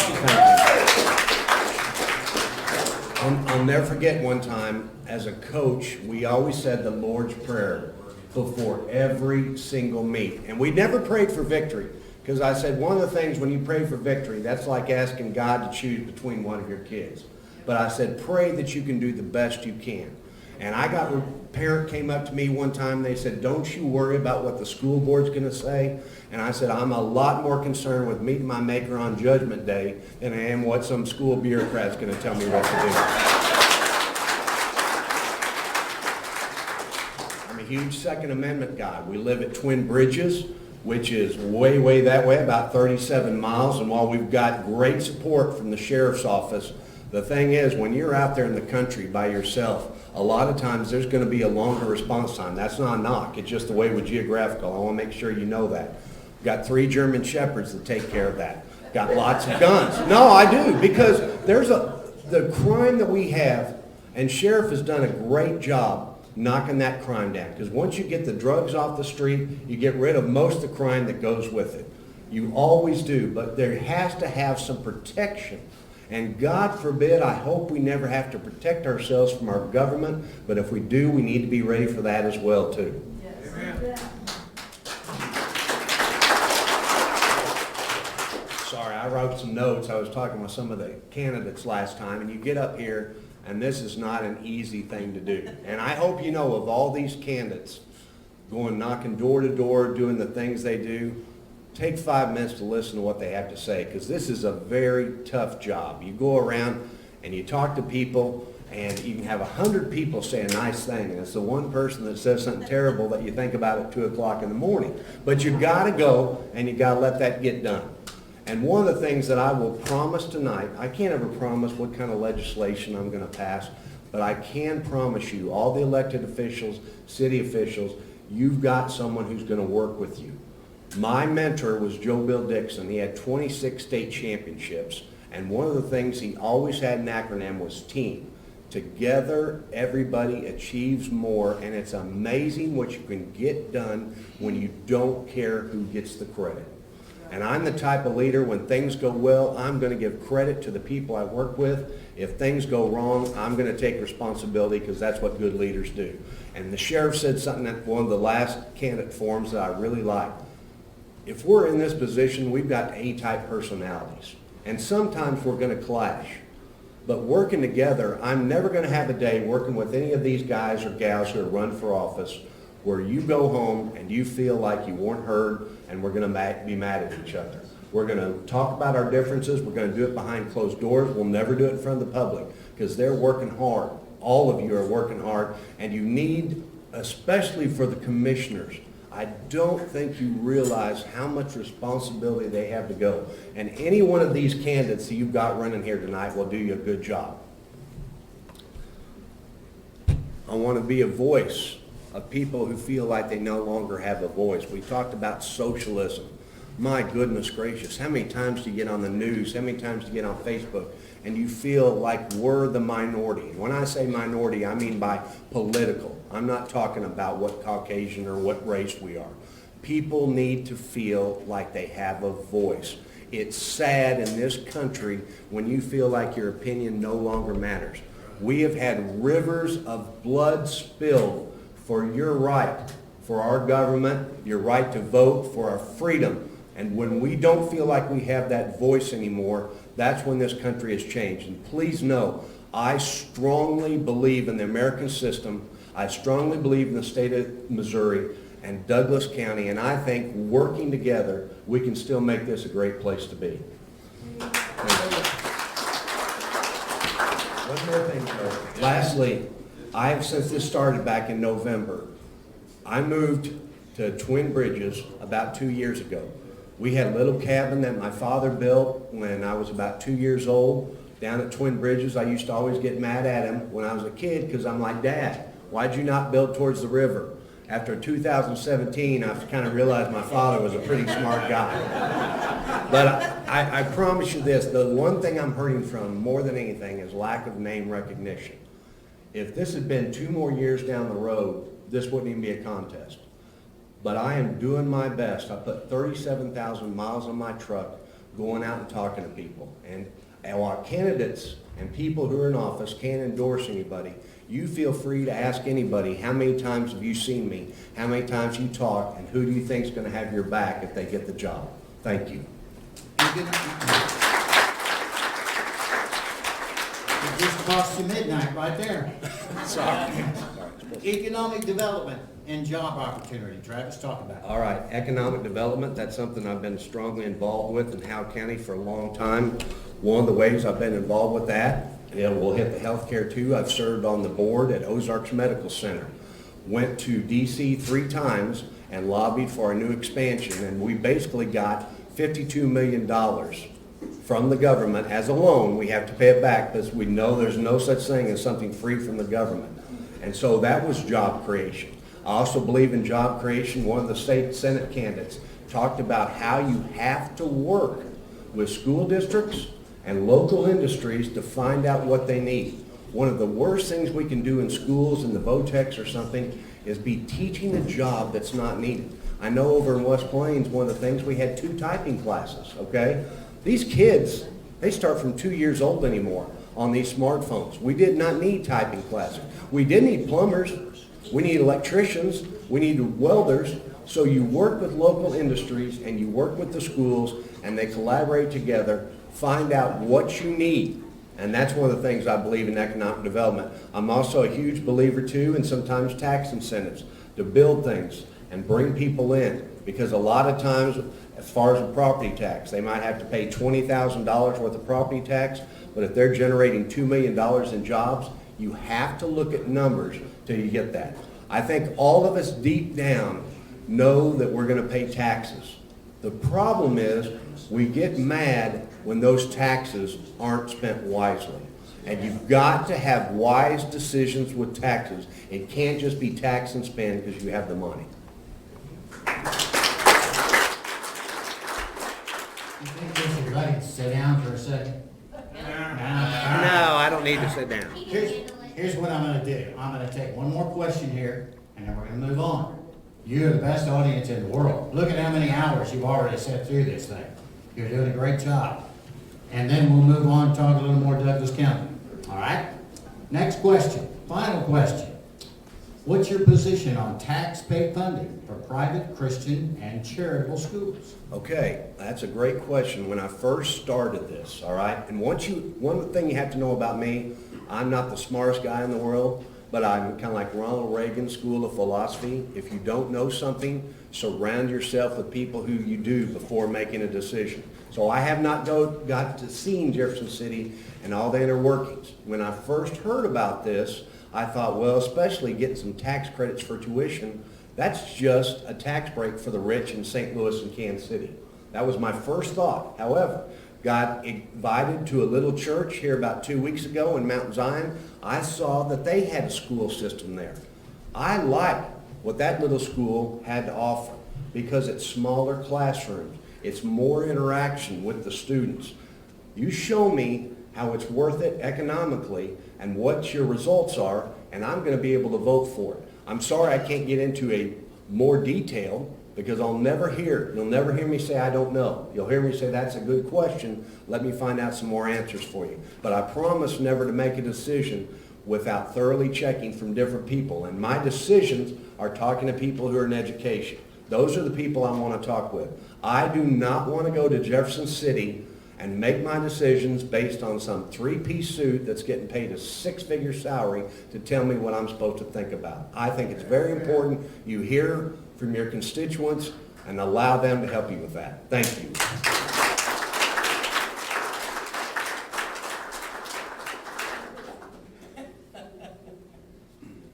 I gotta ask the question. Yes, sir. Talk about this socialism deal. I want to hear your spin on where the country is and what we need to do. Well, first of all, socialism is not something that's new. I love reading presidential biographies, and right now I'm reading about Teddy Roosevelt. There was an actual socialist on the ticket for president of the United States when Teddy Roosevelt. Socialism, the problem is, and when you're a kid, Winston Churchill said it best, when you're young, if you don't have a heart, you're not a liberal. But when you're 40, and if you're not conservative, you don't have a head. It's the truth. It's the truth. And when things are given, they don't have the same kind of meaning as when things are earned. And I know we have to have certain social programs. The mother of my children, social worker at OMC, when I first heard about how much money they were getting, I thought it was crazy. But then I saw who she was working with. These people could never function in society. However, we don't need to give handouts to people who are able-bodied. I will tell you, I've got, of my children, talking about servitude, I've got one daughter that I worry about in Kansas City because she's in inner city Kansas City working for a church. And I think about what she's trying to do and what could happen to her, and it kills me. My boys make all their money with the sweat of their brow and the calluses on their hands. I think people need to earn what they get. If something is given to you, you are never, ever, ever going to respect it.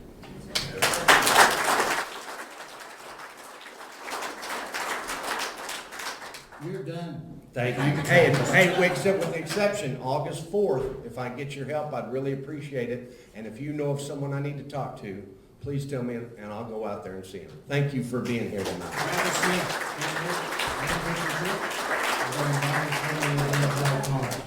Now, ladies and gentlemen, your attention please. Stand by for these following announcements coming your way courtesy of the Douglas County Republican Committee. Give them a round of applause. That's what they're coming.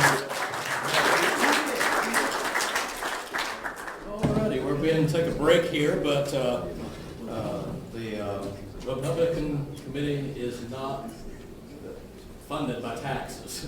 We're a nonprofit organization, so I'm going to pass around a can, and you can put a few dollars in there or something to help us out to pay for our expenses tonight. We would really appreciate it. There's $50 just in for this, and then we had some advertising and things, and the more you give us, the more we can support the Republican Party. Now, while we're doing that, I have an announcement, and fellas, two boys, go ahead and pass those out. In Mountain Grove, Thursday night. Okay, Mountain Grove, Thursday night. There is a gathering, I don't know if it's a Corum or Anyway, there's going to be a town hall meeting, I believe, concerning Medicaid expansion. So if you want more information on that, I'm passing out some information on that Medicaid expansion, and it's going to be in Mountain Grove. It'll give you the directions and everything's going to be there at Urban Works Complex. Anyway, it's right there on the highway. Another thing I want to bring out real quick is that we got some interesting things and exciting things going on in Douglas County. And Alicia, where are you? She's collecting money. There you are. Oh, okay. Anyway, we are experiencing in Douglas County an explosion. And I've talked to some real estate people, and they said the housing is getting very short. You can't find and Alicia is our assessor, and she's going to tell us a little bit about what's going on. Also, I don't know if you noticed that Emerson is going 7 days a week. Emerson closed down their Mexico plant. Wonderful. and Lebanon plant is closing down, or haven't completely yet. They're sending all of their work here in April with the possibility of expansion. So you heard my radio interview last Friday. So I just want to let you guys know that several people. Can you hear me? Okay. All right. I just want to let you know in Douglas County we are experiencing several people moving into our area. Because why? Douglas County, in my opinion, is the greatest place to live. I mean, and that's what we work hard. We work hard for our taxpayers. We work hard for our law enforcement. Our society here, our taxpayers help us. They come in, they talk to us. I've helped you all with different aspects of your lives, your home, your property, time of sadness, when you have beneficiaries or death in your family. Douglas County is a great place to live and to be at. But we are experiencing a big boom because of our clergy numbers are low, our taxes are low, people are wanting to move here because of our values and our beliefs. And we need to make for sure we educate our neighbors. They want to come here for those reasons. We want them to stay here with those reasons. And it also makes our property values go up, makes our jobs, we have more jobs available if they come here, different farmers. It's great, we just want to live here and be as a whole and live in our neighborhood and meet these people and let them know that we are here and that we support them and not let them bring their beliefs here to us and change our communities.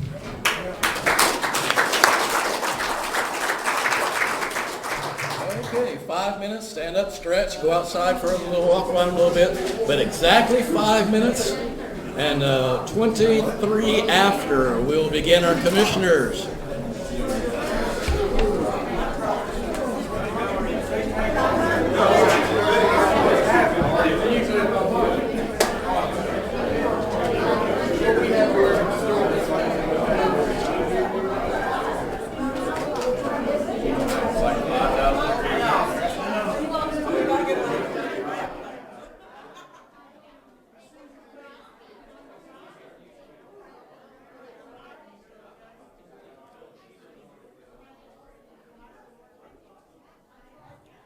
Everybody is standing around visiting. Go to the restroom here, grab some water.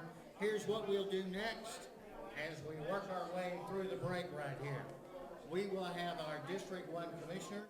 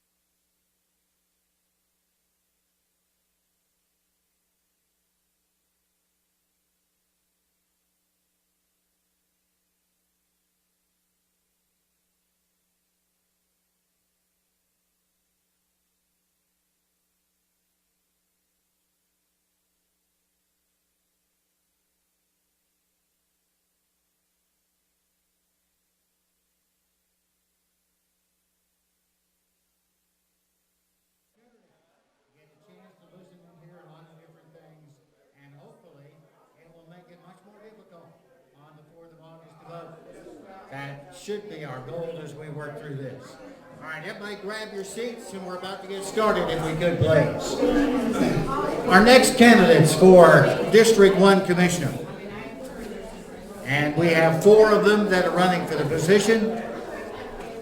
If we could have them come forward, we'd appreciate them. We have Travis Cheney, Craig Cunningham, Todd Blank, and Derek Wilkerson.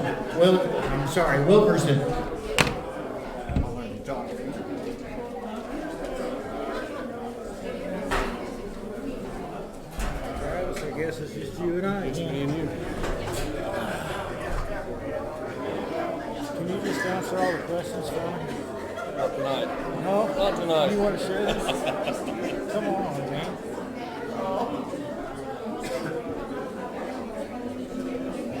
I think probably the first thing we're going to do is we're going to call the names again.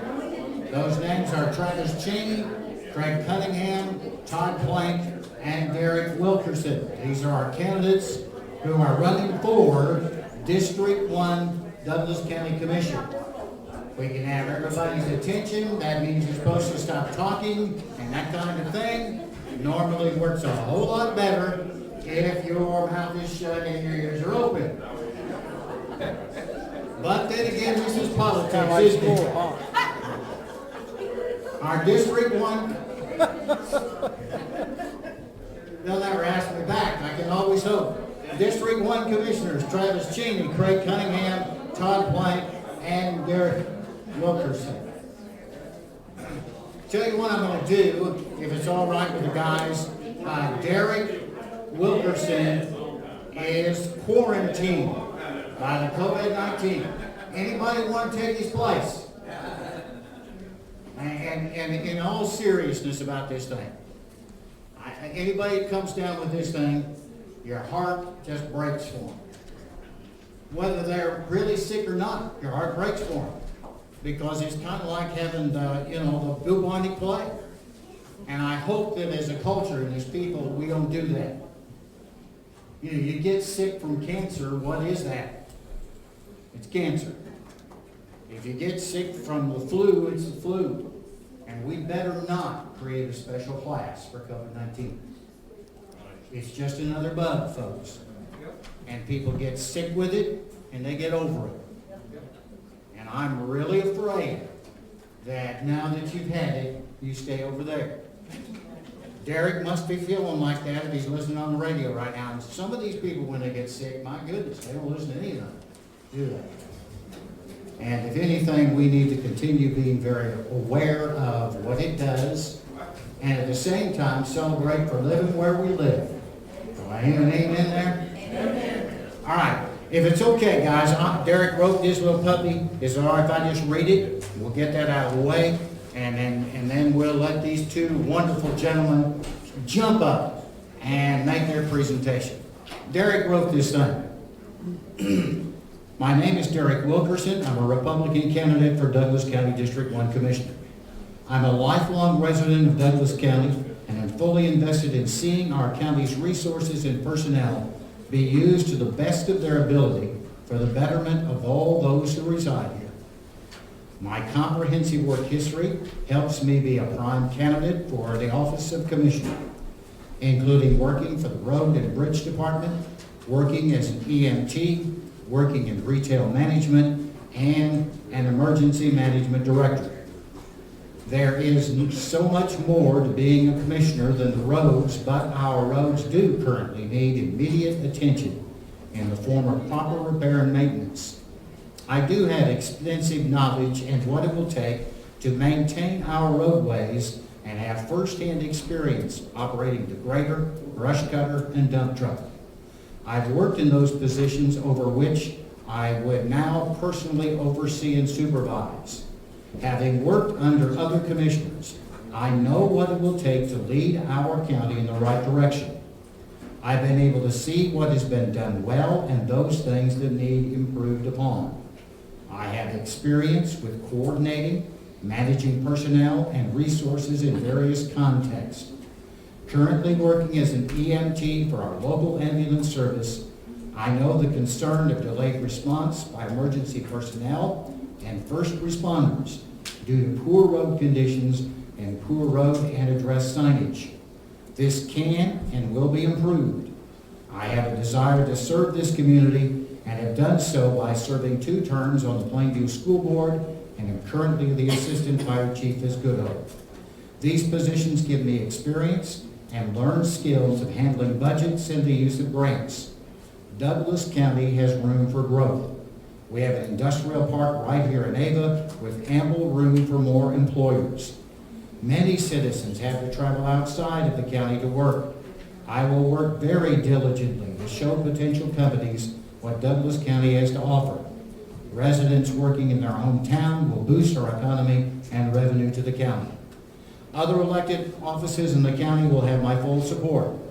I will be very transparent in my role as commissioner, as I understand that our county budget is from the hard-earned money of our taxpayers. I would improve the transparency of the office by being easily accessible and ramp up communication. The community should be kept up to date on decisions and progress as effectively as possible. It's apparent that a large number of people currently use social media for communication, and that would be implemented as well as using the local media sources. An elected official is a servant of the community and should act accordingly. I view this position of one that should be representative of what the majority of voters would want, not just my own personal preference. I am very involved in my home church at Cross Point. My wife, Stacy, and I have one son, Ryder, and also foster parents. I view myself as having an excellent work ethic, and I will serve our county to the best of my ability. I love the Ava and Good Hope communities and would be honored to be in a position where I can make it even a better place to live and raise my family. Please consider casting your vote for me, Derek Wilkerson, as the Republican candidate for District 1 Commissioner on August the 5th. Thank you for your consideration. Now you have to applaud for him.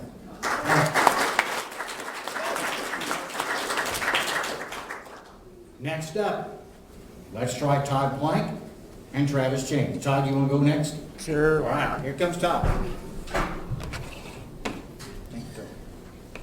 Well, my name's Todd Plank. I'm originally from Indiana. I moved down here 10 years ago. I was supposed to kind of semi-retire, but that hasn't happened. It's just been work, work, work. I started a small business for my sons. We ran that for about almost 5 years. And they decided that that's not what they wanted, so I ended up closing it. I couldn't do it all on my own. So I went back into what I normally did my whole life, was that run heavy equipment, move dirt, build roads, build driveways, and brush hogging. I do a little bit of everything. We live out by Green Valley with my wife, my one son, Cody, he lives in Indiana, and my oldest son, Tyler, he lives in Marshfield.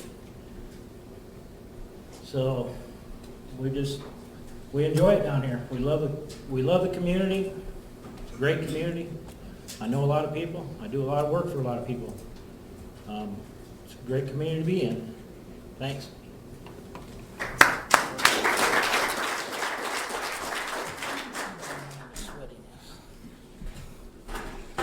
Hi guys, I'm Travis Cheney. Like I've said before, it's been nice to be able to come to these forums because it's been hard to get out and see everybody with the COVID and everything that's going on. But this has been a good opportunity, and I've been able to be at all three of them, and I want to thank everybody for that. Like I said, I'm Travis Cheney. I was born and raised right here in town. Been here my whole life. My whole family's been here. Grew up on a farm. Last 10 years, I've been working at Springfield. Work for French's Food Company. I also own an auction company here in town. See a lot of you faces on a regular basis, and I really appreciate, it's been really good to get to know a lot of people through that business, so I'm thankful for that. I've said before, I'm running for this position because I truly believe that I can make a difference for everybody in Douglas County. I see things on a regular basis, probably more so now since I started getting into the auction business. I see a lot more room for opportunity in the community, and I just feel like I can really help. I've stated that I will be, if elected, I'm going to quit my job in Springfield. You know, that's not something that I take lightly. That's a huge sacrifice. It's about a 50% pay cut for me to take this job. So there's no benefit in me doing this. I want to do it because I truly believe that I can make a difference. You know, there's several things. The roads, what do you say about the roads? They're in horrible shape, and we all know that they are. You know, they're bad, but that's not the only thing. You know, I'm going to be out there. I'm going to make sure that our roads are as good as they can be.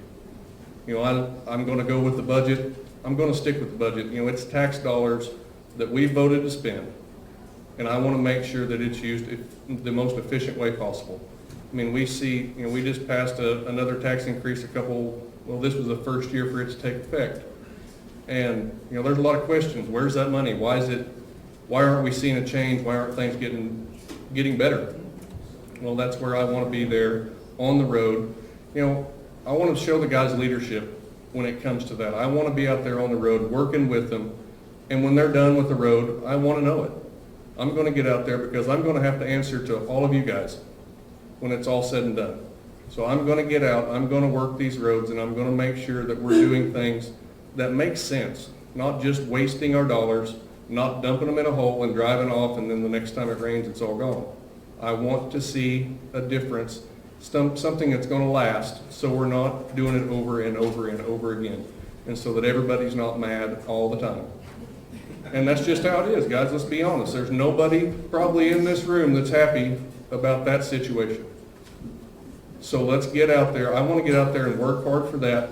And I want people to know what we're doing. I want you to see the road that we started on today, and I want you to see it when it's done.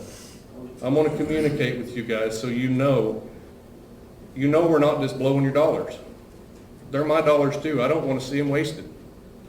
So I want everybody to know that I'm going to communicate with the guys working on the road. They're going to communicate with me. I'm going to be there, and you guys are going to know what I've done, what we have done. And eventually, I think we can start seeing progress on that. Now, on the other end of it, you know, we got to look at the county commissioner, like they've said earlier, there's so much more to the county commissioner than just running the road and bridge crews. Guys, we got over $7 million budget every year that I would be responsible for helping set that budget and dividing it throughout the county and making sense out of it and helping the other offices in there. You know, if you've got a problem, if you need more money, let's sit down and talk about it. Let's make sense out of it. Make you feel comfortable. Everybody feels comfortable that way. So the budget is something that we really need to work on, and I'm glad to hear all the guys tonight. I think everybody that's running for the Senate seats and the House seats and all the seats they're running for, I think everybody has been really good about saying that they want to help us back home. Well, that's why we're voting for them. And at the same time, that's why you're voting for us. I want to be that person that's there and will rattle their chains. You know, you got to go up to figure this stuff out, and I really believe that I'm the person that can be able to get out there, communicate with them, you know, and help them, have them do the digging and find find funding, find resources, find things to draw, you know, the economy back in this area. There's a lot of things that this county commissioner job entails, and I truly believe that I can make a difference. Thank you.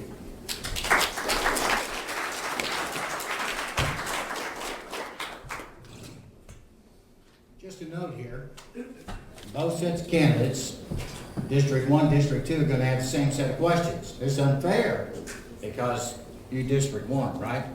District 2 gets to hear them, get all the good answers so they can pull them back out and use them in a little while. You'd be shocked to know that of the 472 questions in the basket, 471 of them have to do with roads. Never seen anything like it in all the years I've done this thing.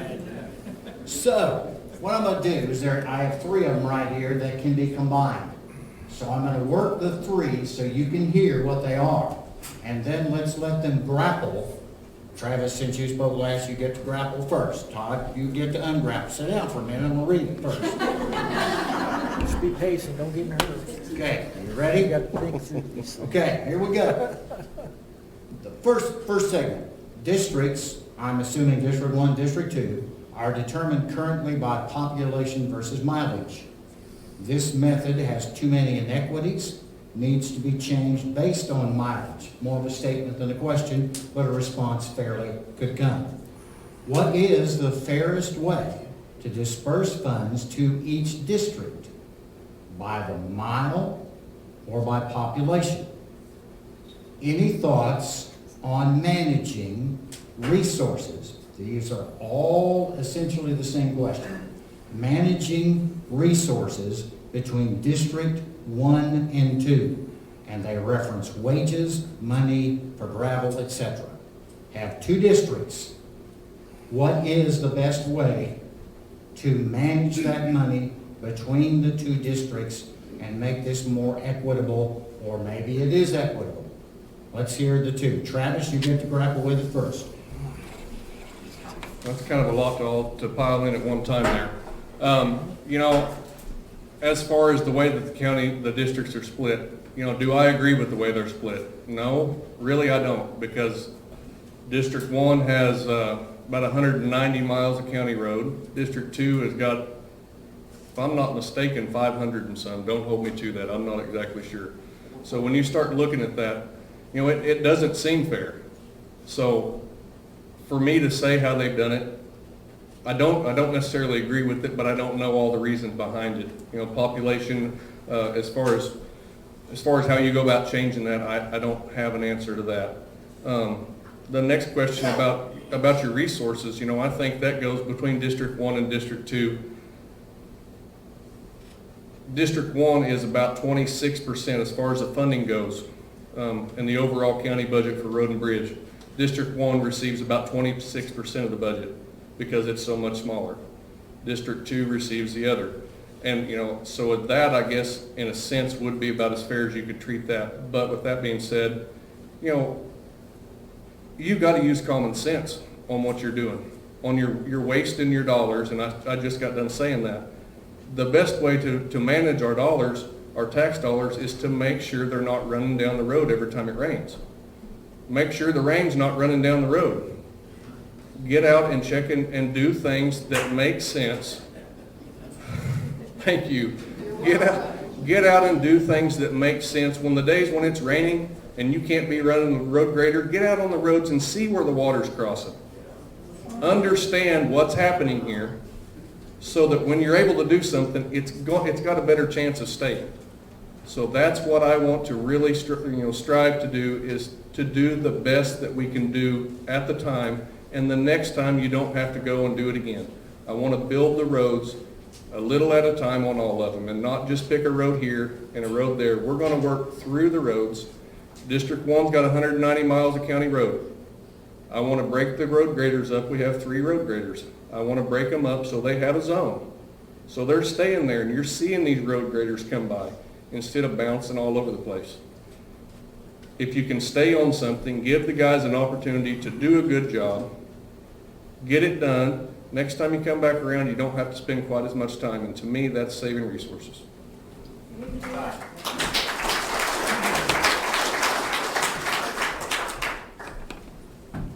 Well, I can't argue with him on some of them answers he's got. I mean, there's the 26% and the 74%. That's the split. That's the way it is. The state has kind of got that figured out. So it's kind of a thing on that part of it where both sides should kind of work together. If somebody needs a machine, I think they ought to be switched back and forth. If we say we need a backhoe on this side and we don't have one, and it's clear over on the other side and they're not using it, I see no reason why it can't come over here. It's all county equipment. Another thing is experience. I watch these guys grade. I watch what they're doing, and they need some training. They need to be taught how to build a road.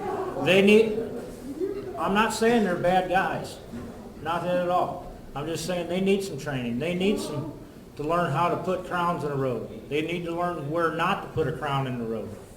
There's sections of road that there's nothing we can do about them because When it floods, it floods. They're just bottoms, and, I mean, you can haul dirt, haul dirt, haul dirt, and that's just the way it's gonna be. You just have to patch them as we go through. When the flood comes, hopefully somebody will call and say, hey, this bottom down here is bad, you know, it's gone. We have to fix it. But the big thing is training. You know, spending time with the guys, I can work with them. I've talked to a few of them, and they're more willing to have somebody teach them, you know, how to do it right.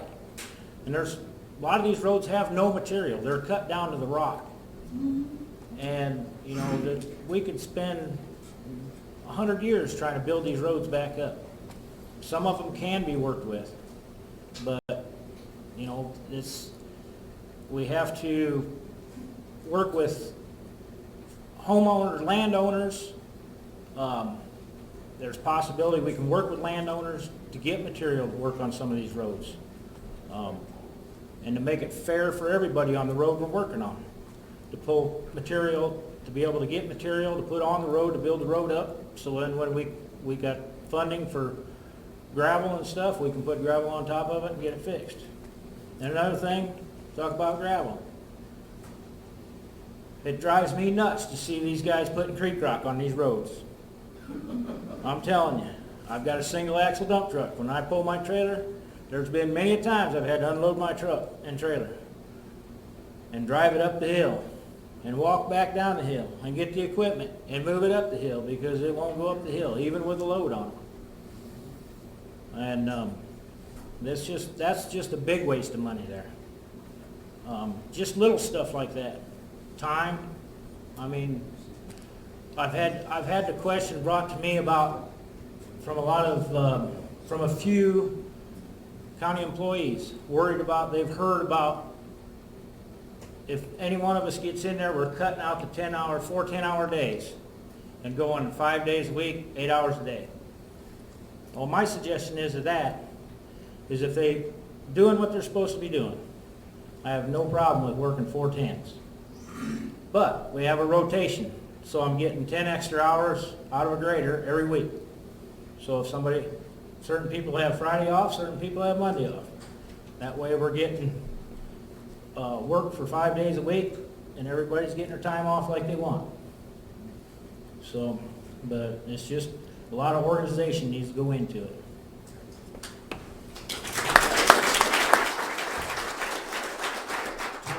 The next question. Currently, the Commissioner's Office doesn't have anyone answering phones during heavy rainstorms, not even an answering machine. Are you going to improve this efficiency? Todd, we'll start with you. Yeah, it's pretty easy. Pick up the phone and answer it. That's what I do with my business. Sometimes I can't hear it because I'm out in the middle of a hole somewhere. But all you gotta do is pick up the phone. Yeah, you don't want to hear somebody call you at 2:30 in the morning and say, well, I can't get in my road because the water's 8 foot deep. Well, I can't get in your road either because I don't have anything that'll go 8 foot deep. You know? But all you gotta do is pick up the phone, answer the phone, and I use a notepad. I got a notepad in my truck. Everybody that calls me, I write it down. And that's how I take care of everything. I don't rely on my iPad because if the battery goes dead, I've got no phone numbers. If my phone goes dead, I got no phone numbers. So I got everything wrote down, and that's how I keep track of things. Travis?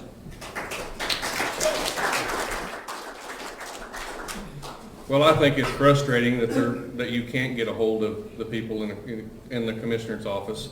You know, to my best of my knowledge, it's not staffed. It's not a staffed office. You know, they're only there when they're there, and I don't know how much they're there. Anyway, so you know, I would love to see sometime maybe, you know, if we can do things with finances to be able to get a staffed office. But for right now, I don't think that's an option. I think that's money that we can spend somewhere else. But you know, with that being said, and I've said before, you know, I own a business. I have a cell phone my phone number is posted absolutely everywhere. I want you guys to be able to call me, text me, however you prefer do it. I want you to be able to contact me directly. Will I be able to answer every phone call when you call? No, but you know, like Todd said, I'm going to get it. and I want to talk to you. Right now, that's the only option we have. We don't have a secretary taking notes for us. But I want you guys to feel comfortable and know that when you leave a message, it's my message. It's not one that another commissioner maybe listened to and he forgot to write it down and it got deleted. Not saying that happens, I'm just using that as an example. I want people in my district to be able to contact me and know that I got the message.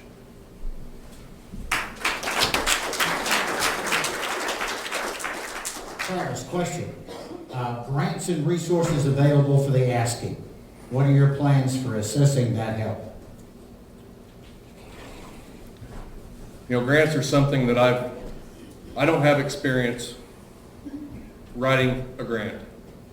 Be the first one to tell you that, but there's a lot of people out there that do. And kind of like Travis said earlier, if you're not the smartest guy in the world, surround yourself with people that are. There's a lot of people in this county that are frustrated and would be more than happy, they're overly qualified, that'd be more than happy to come in and sit down and help us write grants. That's right. I know without a shadow of a doubt in my mind that people will come in and do that just simply because it's a thing to do. If we can make a difference that way, I think that's what we should do. And I'm not above reaching out and talking to somebody and saying, hey, I need a little help with this. I don't know what to do. I don't know how to write this grant. Help me make it sound right so that somebody will listen to me. And then we're going to go on and talk to the other representatives and the senators and things like that. Guys, I believe that that's something that as a commissioner, I should be able to call in and say, guys, what's out there? What's available? What can you help me with that I haven't heard about yet? Help me make this happen for Douglas County.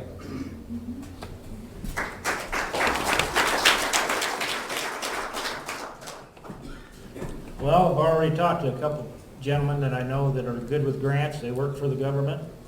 They were in the military. They've already offered their services to me. So I've got that, kind of that page has been opened up to me. We do have a presiding commissioner. That's quite a bit of his job is to be looking into grants and working on those grants. So us as commissioners, we can take care of all this other stuff that we need to be taking care of and making sure things are working right. Thank you. Just two more questions, and we'll move to District 2, all right? Let's talk about the new sales tax that was approved by voters. How do you plan on using that additional sales tax that was approved by voters? You guys remember you approved that, right? This is going to come up wherever you go, all right? So let's talk about that, Todd, the additional sales tax that came for Douglas County. The one that's voted in for the road, right? Yeah. Okay. Well, that is for materials, for culvert pipes, for slabs, and for gravel. And that's what it needs to be used for, and that's what it's going to be used for. It's not going to be used for anything for anybody buying machinery, getting raises, and that stuff. I kind of seen the number on that the other day, or it's been 2 months ago, and there was only $40,000 there, so that's way shorter than what I figured up it should be with all the sales tax that we've had collected in this county. So I don't know, but it's just, if you take $40,000 and split it between two sides, that's not very much. Travis? Well, when it comes to the sales tax that was approved, first of all, the proposed budget for 2020 was just a little over $500,000. Now, I understand that budget, well, you don't get all that money at once. That money comes in pieces at a time. You may get $20,000 this month, you get $50,000 this month, and $80,000 next month.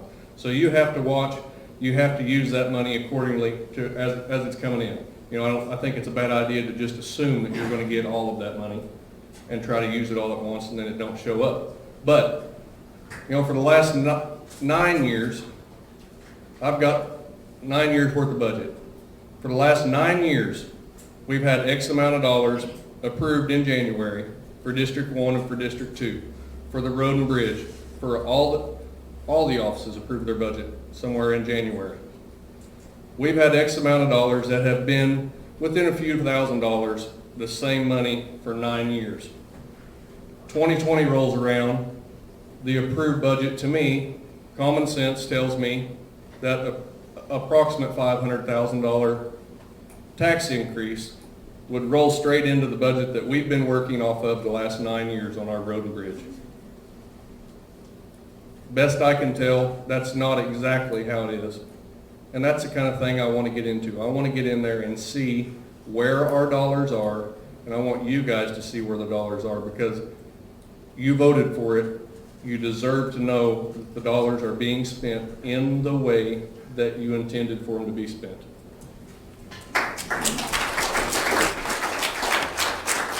Another question, then we go to District 2. You're the best audience in the world. Wake up. Final question. I want your vision of Douglas County in 5 years. There's a 5-10-year question, so you can run 7.5 if you want to. Travis, you take that question. What's your vision for Douglas County in 7 years? Well, that's a loaded one. In 5 years, I want, if we're going to go to the roadside, I want people to see that real progress is being made. I want them to look back and see where we were the day we started and where we're at and say, you know what they started doing in January and February of 2021 should have been done 20 years ago. I want to see the roads built up in a manner that they're going to hold.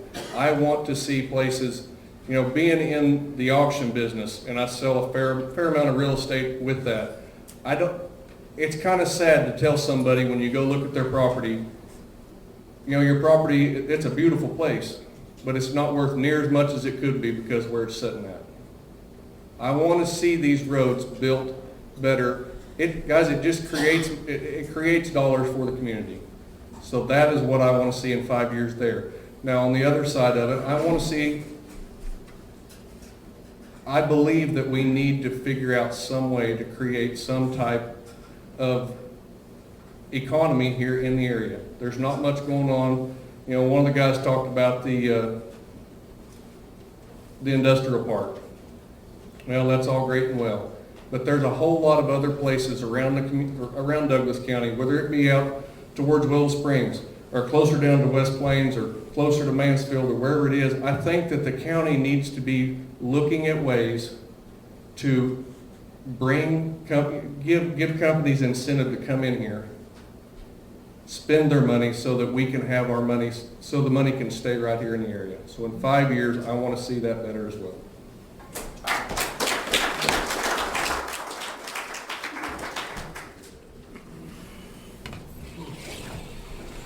Slow improvement. It takes slow and steady. I've been working in businesses all my life, and progress is slow sometimes. It's not the fastest thing, but everybody that comes into this county looks at the roads. That's the first thing they see. It doesn't matter which end of the county they come in. It doesn't matter. If we just take and slowly progress on them roads, take one road. If we could do one road a year, right. Keep the other ones maintained and do one road right a year, correctly. That's replace the old slab crossings where the washes are at. Put new culverts in where they need to be, and not little culverts. I'm not talking about, we'll save $20 and put a smaller culvert in there. Put a big culvert in. Make it work. Fix it right. Then next year, okay, we got this amount of money, let's fix another one. Yeah, it's going to take some time, and it's going to be slow progress. But that's the way it needs to be done. One step at a time. Thank you. All right, clap for them again. You're almost done here. Here we go. And Craig Cunningham, our District 1 commissioners. District 2. Now see, they got this practiced up. They've heard it. They know their answers. So we're just going to push through this real fast. It's gonna move so fast we won't know what to do. I need Mark Blakey, Johnny Bergdahl, Bradley Lovelace, Shannon Porter, Jason Story, front and center. Do I need more chairs? You need one more. I need one more. All right. There's one there. We got it. Got it? Got it? All right, got it. Got it. I'm sorry.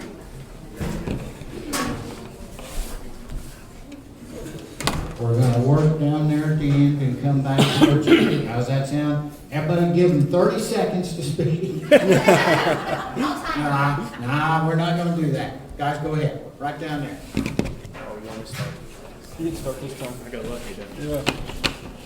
Hello, everybody. I'm Shannon Porter. Is this thing on? Yep. Okay. I'm Shannon Porter. I'm born and raised right here in Douglas County. Grew up on the dairy farm, and we milked all the way till I was 16 years old. And then we went to beef primarily. I have a beef farm myself. It's small, but that's what I do. And then I also work at Springfield Craft. I'm a mechanic up there, so I see the maintenance side of that. Let's see. Well, I ran tractors and about anything. We got dozers, we got everything there at the house. I've been running that since I was almost, well, walking. Anybody that's grew up on a farm knows that. You just, that's something you do. But I don't really know. I kind of lost my train of thought.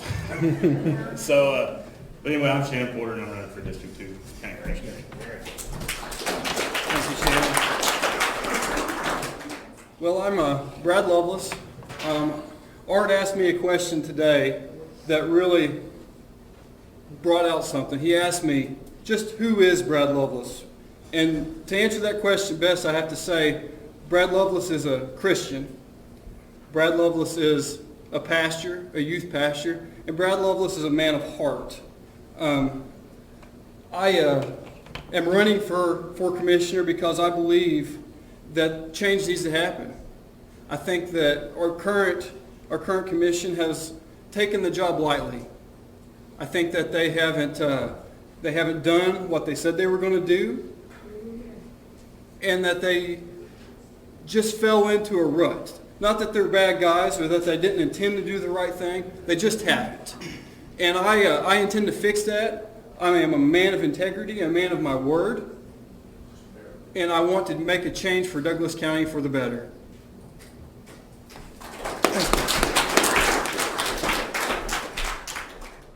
Tight for those big guys up here. Hello, my name is Johnny Bergdahl. I was raised on a dairy farm at Squires, Missouri, and I can tell you this, I know the value of hard work and respect it, lived it. I am running because I want to do the very best job I can for each one of you people, and that's fixing your roads, being in the courthouse, and I have experience working with other section heads. Spent 20-some years being as a supervisor, supered over 100 employees, working with other section heads on a daily basis. Myself, my family are dedicated to the people of Douglas County. I've got daughters working in the school. I've got daughters working in the medical field. I appreciate your vote. I need your support. Thank you. Looking for a change.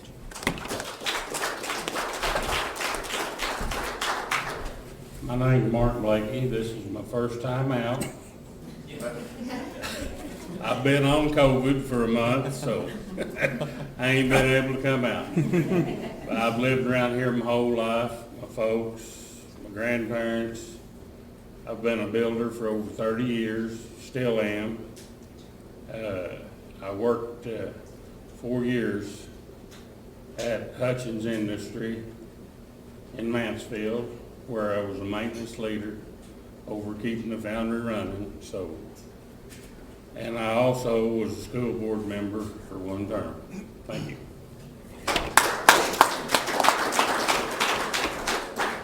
Hello, everyone. My name is Jason Story, and of course, you know I'm running for District 2. I'm running on my experience. I don't have a college education. I got out of high school and went to work. Went to work running heavy equipment right out of the gate. I've run about everything you can sit on. Worked for Howe County for about 7 years, right at 7 years, running a grader for them. Supervised and managed many projects. My family, We raised a family here. I've been here for 23 years myself. My wife was born and raised in Douglas County, over around the Blue Buck area. Raised 2 kids. I'm proud of my county and my community. Thank you.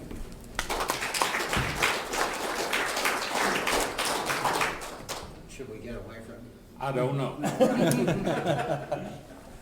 Let's do this. You heard them. You know what they are. You noticed how they really shortened that down. They really did. They're either asleep or they know that you're about to be. So let's move to the questions. We're going to combine this thing about managing the roads and the budgets for them. The first real statement, districts determined currently by population versus mileage. The method has too many inequities, needs to be changed based on mileage. Now, that's a statement. You can respond or not, but now we'll get a little deeper in it. Any thoughts on managing resources between District 1 and 2? Perhaps wages, money, the gravel, etc.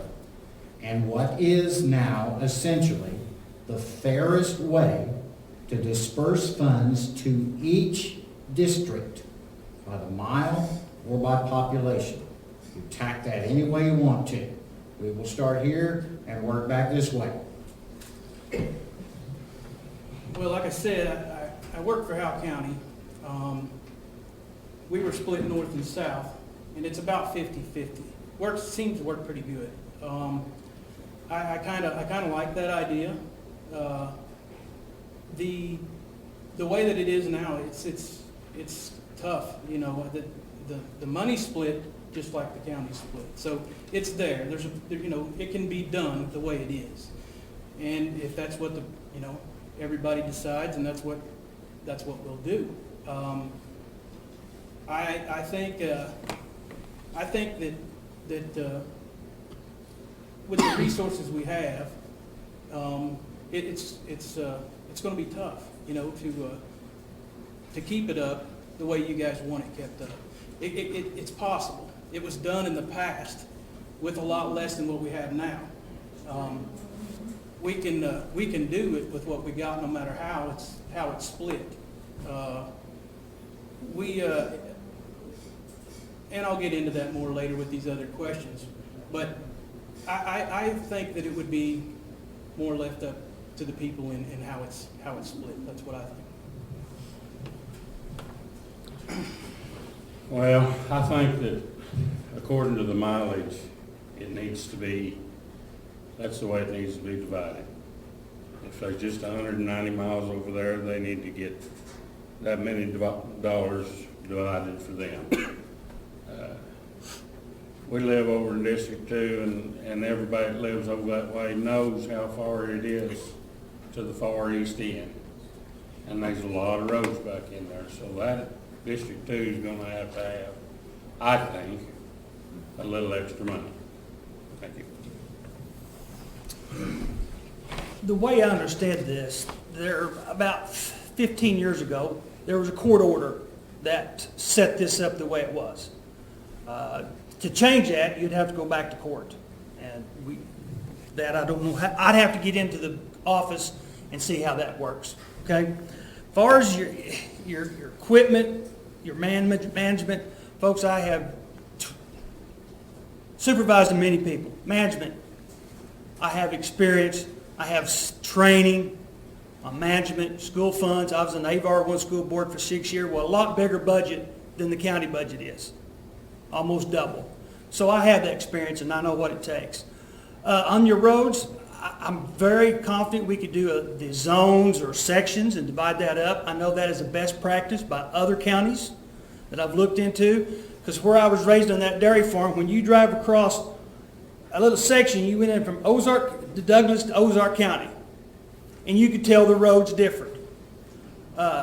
It's just part of it. And I was helping a friend of mine load cattle, and the trailer comes down there, gets cattle, and he says, "Oh my gosh, this is terrible. I'm going to charge you $100 more to haul your cattle." There's things we can do. We can do it one road at a time, but sections, zones, you're going to know your grader operator. He's going to know where your cattle guard is, your gate is, and you're going to know him. Thank you.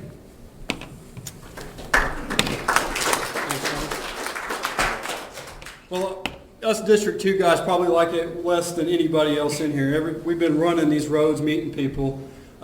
Me personally, I'd like it split down to half. I would only have Mark and Jason to have to worry about. But that's not the way it is. Yeah. You know, that's not the way it is. The way it is was put that way by a court order. And just like he said, we'd have to challenge that court order. And it's just a waste of taxpayer dollars at this point. You know, in the future, maybe that might be something that we need to address. But at this point, the way it's set up is court ordered. And there's, you know, without taking to an appellate court, and I don't know the statute, it's been a while. It's been set in this way for a while. But as far as the way the money is spent, I think it's proportioned out correctly. I mean, because District 2 is twice the size, it gets twice the amount of money. And that's just how it's got to be, because you can't do it by population. If it was based on population, the city of Ava would have all the funds, and they don't have any roads to maintain. The city maintains their own roads. So therefore, it's just the best practice the way it sets. I do believe, you know, just like Johnny said, I am sitting on a school board at the Skyline School, and I work with large monies. And that's, you know, you've got to have that mindset of big money, little numbers. You know, you've got to be able to spend it little as you can. You can't tackle the whole thing at once. It's got to be broke down 1 mile at a time, one place at a time. I like the idea of zones or districts or however you want to say it, but make the area smaller and appropriate money for each district. That way you can say, well, I've spent an equal amount of money on your property as I did their property. It's, you know, we're trying to do it as fair and honest and open as possible. Thank you.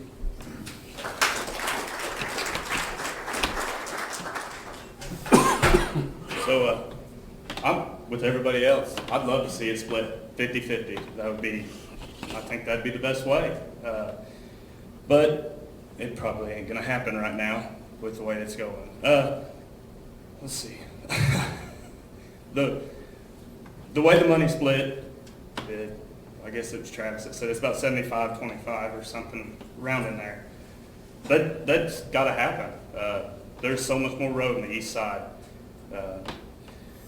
Also, I guess, I don't know, the zoning and stuff, I like that idea. That would give each grader in the east side somewhere around 60 miles or so, 65, 66 miles, that it would have to cover in a year. So, what is that, a mile and a half for if you work 50 weeks a year? That's obviously not counting if you have a flood or anything. That's not a big number, you can do that. That's, I think that would be the best way to go about it. So, thank you. Each candidate talk about grant seeking. How are you going to go about doing that? Trying to find some grant money and put it into play? I'll be the first one to tell you, I don't know about the grants. I've never applied for one. I don't know how about writing them. But there are 2 people that back me for commissioner that have been commissioners. And I would absolutely use them to help me. That would be, you got to. You got to use what you got at hand. That's how I feel about that. So thank you.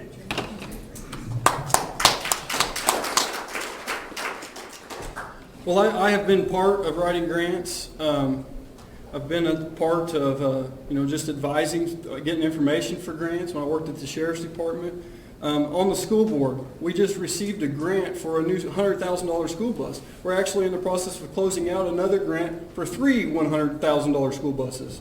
So I have a little bit of experience there. But my biggest, I guess you say, crutch is my wife. My wife is actually a grant writer. She's gone to school and learned how to do these things. So, anything that I go to her and ask her, bounce questions off of her on when we're dealing with these issues on these grants. There's no doubt about it that our county has got to get some of these grants. We see and we hear about these counties appropriating these large grants and being able to do magnificent things. And, there's just so much out there that's not even being asked for. We're not even trying to get it, and we've got to have that extra money. That relieves the burden off of us. That relieves, like Van says, the guy out there toiling and sweating for the money takes the burden off of him. We have got to go after those grants. And a lot of times, a lot of those grants come with funds for the grant writer to to manage the grant accordingly and to monitor it and make sure everything's going according to the way the grant was written. And there's no problem with, you can hire grant writers to do that. They will receive those funds from the federal government or the state government, wherever the funds are coming from, and that pays their salary. The county don't have to do it, but the person writing the grant can put that into the grant. Thank you. When I was at the Department of Corrections, I helped set on a grant for a recycle center. So I was very involved with that. Also, when I was on the school board, I was part of setting up the Bears Den program that we have now.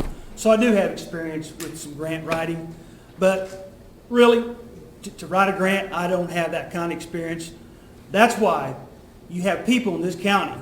I've had people call about bridges that has worked on bridges for 30 years.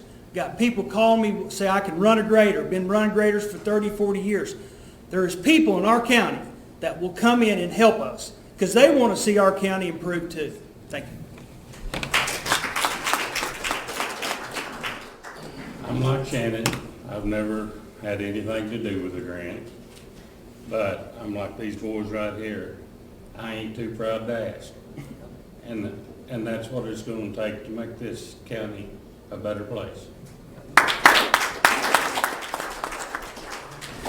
And I'm saying, I've never had any part with that. Had somebody ask me at the picnic the other night what my intentions were to bring money in, and of course, the same thing we're talking about is grants. But I told them I'd have to find people that I could lean on to get that done. But there are people out there, just like he said. They've all said it. You don't have to go far to get help, and that's what we do.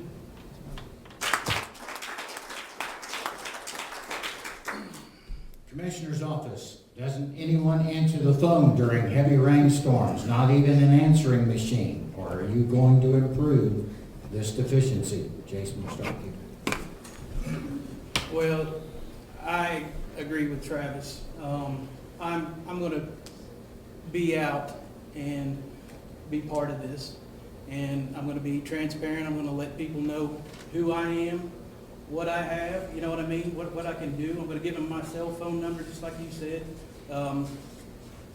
And Travis said, if you can't answer them all, but the whole reason that I'm running for this is because I feel that I could be a help. And if I'm not answering the phone for people, then you're not being a help. Absolutely, you know, if there's no answering service or whatever in the courthouse, then absolutely, why couldn't you put a simple machine in to get those calls?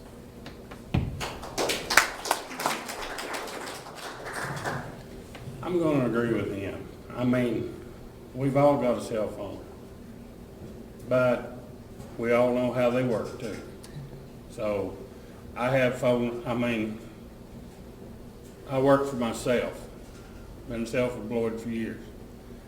And some places where you're at, there is no service.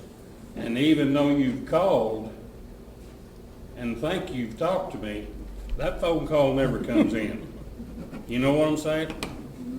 So I think like that right there, an answering machine, they don't cost that much.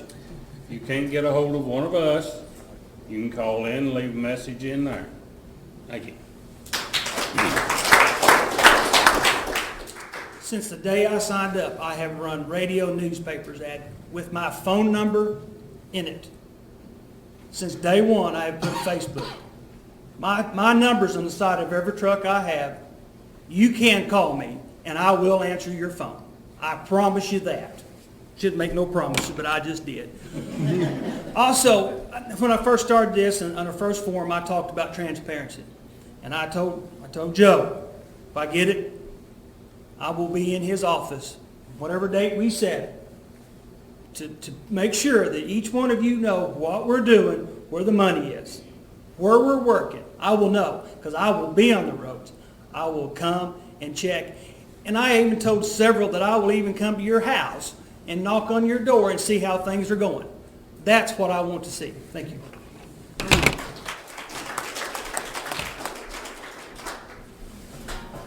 Well, it's kind of funny that this question came up because the sheriff accused me of writing it. Because I had just recently spoke with him about this very thing, about the sheriff's department's open 24 hours a day, 7 days a week, 365 days a year. Their phone number is easily accessible at 3 a.m. in the morning. You can call and get the sheriff's department. And I asked the sheriff about this, if when elected, if I could utilize his office to fill those washed out bridges and make not only for repair, but also so we can get it safe. Because we don't want somebody, how many times, Chris, have you had to pull somebody out of a washing because they couldn't see it or they didn't know it was there when the heavy rains come? I know I've been part of that when I worked at the sheriff's department. We've had to pull people out of near-death situations because they didn't even know the bridge was gone. And then still be 2 days, 3 days later before the commission gets somebody out there to do anything, to put a cone or a rock out. So that's what I called the sheriff about. I wanted to make sure that we could utilize that resource of our sheriff to get that information, not only to maybe set a cone out for us so nobody else does it, but to get that information so we can respond faster. Along with the rest of these guys, my phone number is on my cards, it's in my ads, it's everywhere. Everybody has my phone number. I am a business owner as well. I run ads in the paper, it's on the radio. I'm not a hard guy to find. But I'm talking at those 3 a.m. in the middle of the night when I may be sleeping type of things, and you're not going to be able to get me at home. The sheriff has agreed to do that for us, that he would field those calls, whether it's I elected or any of these guys, that he would do that to make sure our county's safe, because he's worried about our safety as well as this commission is. Thank you. Well, I guess that made my answer a lot easier. Chris is doing all the work. But yeah, of course. You ought to be able to call in. If you can't get the number there in the office, you ought to be able to call me. I have my number right there. Whenever they call in, they get the answer machine. I don't answer. Put my number on there and you call me directly. I will answer if I can, because I do live in a hole, and just like everybody else, we all live in a hole. Or if you're checking cows, you're going to be in a hole probably around here. So, but yes, of course, and you can leave me a voicemail on my cell phone, because I'll get it. I know I will. Or send me a text message. However you want to do it, I'll be out there. Thank you.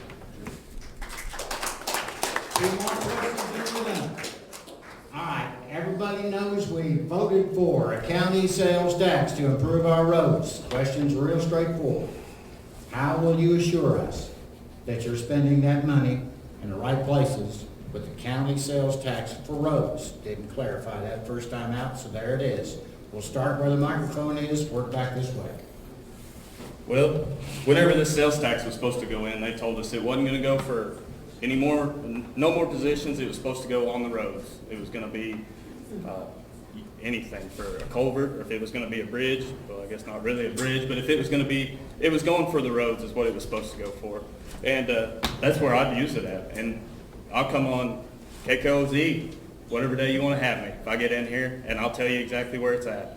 Anybody wants to ask me, you see me in public, I'm at the feed store, I'm at Signal, I'm everywhere.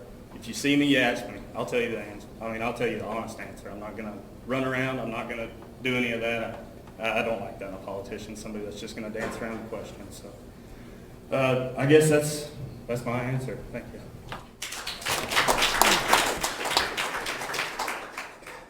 I don't like having to follow Shannon. He's good. You know, as far as that materials tax go, I, like everybody else probably in here, wanted a better road. I thought that was the answer, and I voted yes. And then it seemed like there's always an excuse why it wasn't happening. You call, I'm not one to call, I don't call, but my neighbors catch me. And they say, we've called 10 times, how can we, you know people up there, how come you're not getting anything done? And I'm just as frustrated as anybody about it. I want to see that used and used right. Just like Travis said earlier about looking into the budget. I have probably the same copy he's got 9 years back. And you look into that budget, and just like he said, it's consistently almost equal all the way up till this year. And this year it looks to me like we got that materials tax money appropriated, and then the old budget became used for something else, and we're just getting that materials tax used for materials. But that wasn't the way it was meant. The way it was meant is that money that was there was to stay, and this was to be added to. not this taken away and just use this like it's being. And I believe that we need to go back and we need to find that money, and it needs to go back and put the way it's supposed to be. Thank you. I called the commissioner, and the way I understand it, the way he explained to me, this money's in a pool, and they're just using it as they see need. Now, I have a long-term vision for this. Now, remember, COVID-19, how many went out and bought a new car? They was given 0% interest, so our budget will be down. So we need to look at that, and we need to start budgeting this, and we need to have a long-term vision. We need to take these problem spots, look at them, start taking our money, and start building these problem spots, making the roads better. So, thank you.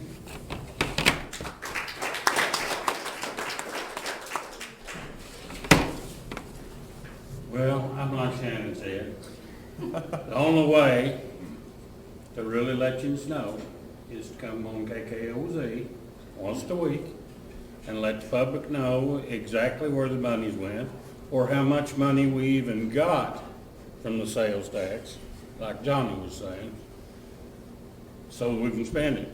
I mean, if you ain't got it, you can't spend it. Thank you.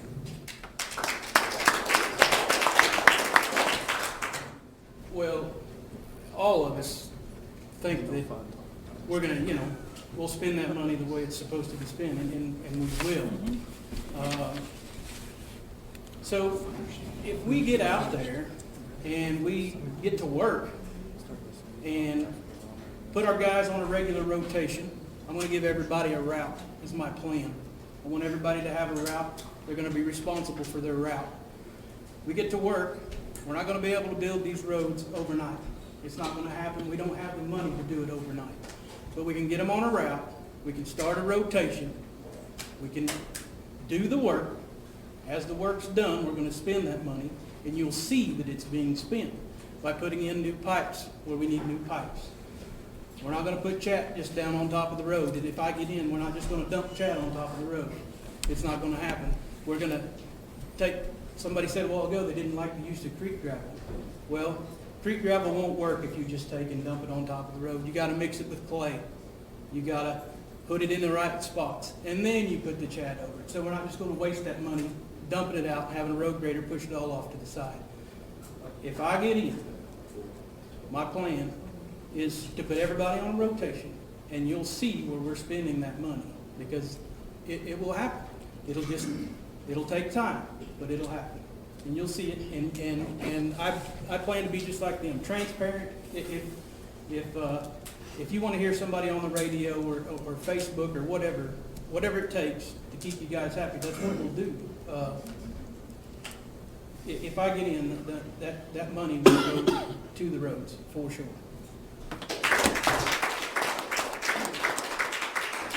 Final question is your vision for Douglas County. I don't care if you're talking roads or whatever. Next 5, 7, 10 years, something like that. Start here, work back. Well, like I just said, it's not going to happen overnight. But,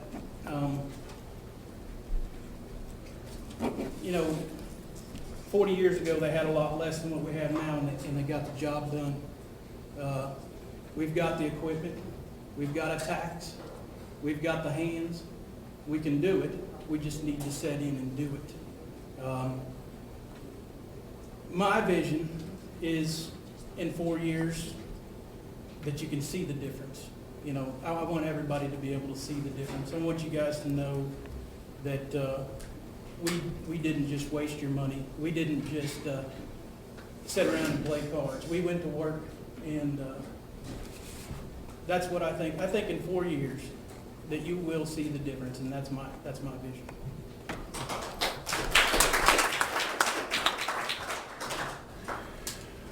I'm almost 60 years old. Some of you are a little older than me. When I was a kid growing up, you could drive down any one of these roads in the county. There was a ditch on both sides, and all the gravel was gone. There wasn't nothing ricked up down the side. When we do a road, it's going to go back to old school. The tin horns, as far as I'm concerned, are gone. When I was growing up, there was a dip in the road where the water washed, and there was concrete poured right there. You paved up to it, you went past it, and you set your blade down and you paved, and you done the rest of the road. I think that in 4 years from now, you'll see a big difference in this community if I'm elected. Thank you. I have several, but if my health holds up and I want to run again, I want to be sure that there'll be nobody run against me, because then I have done everything I could do for everybody in Douglas County, the whole Douglas County. Another vision I would have is a better community. We got to have better, our community's good, but make it better. More jobs. I want to see my grandkids be able to stay in this community where I can hopefully see their kids. That is my goal, because the family is the most important. I want the department to know, the road department, more transparency. And you're proud of the road department, that you know that they're coming along and doing the very best job they can, and you know them. That's my vision for me, my family, and every one of you in here.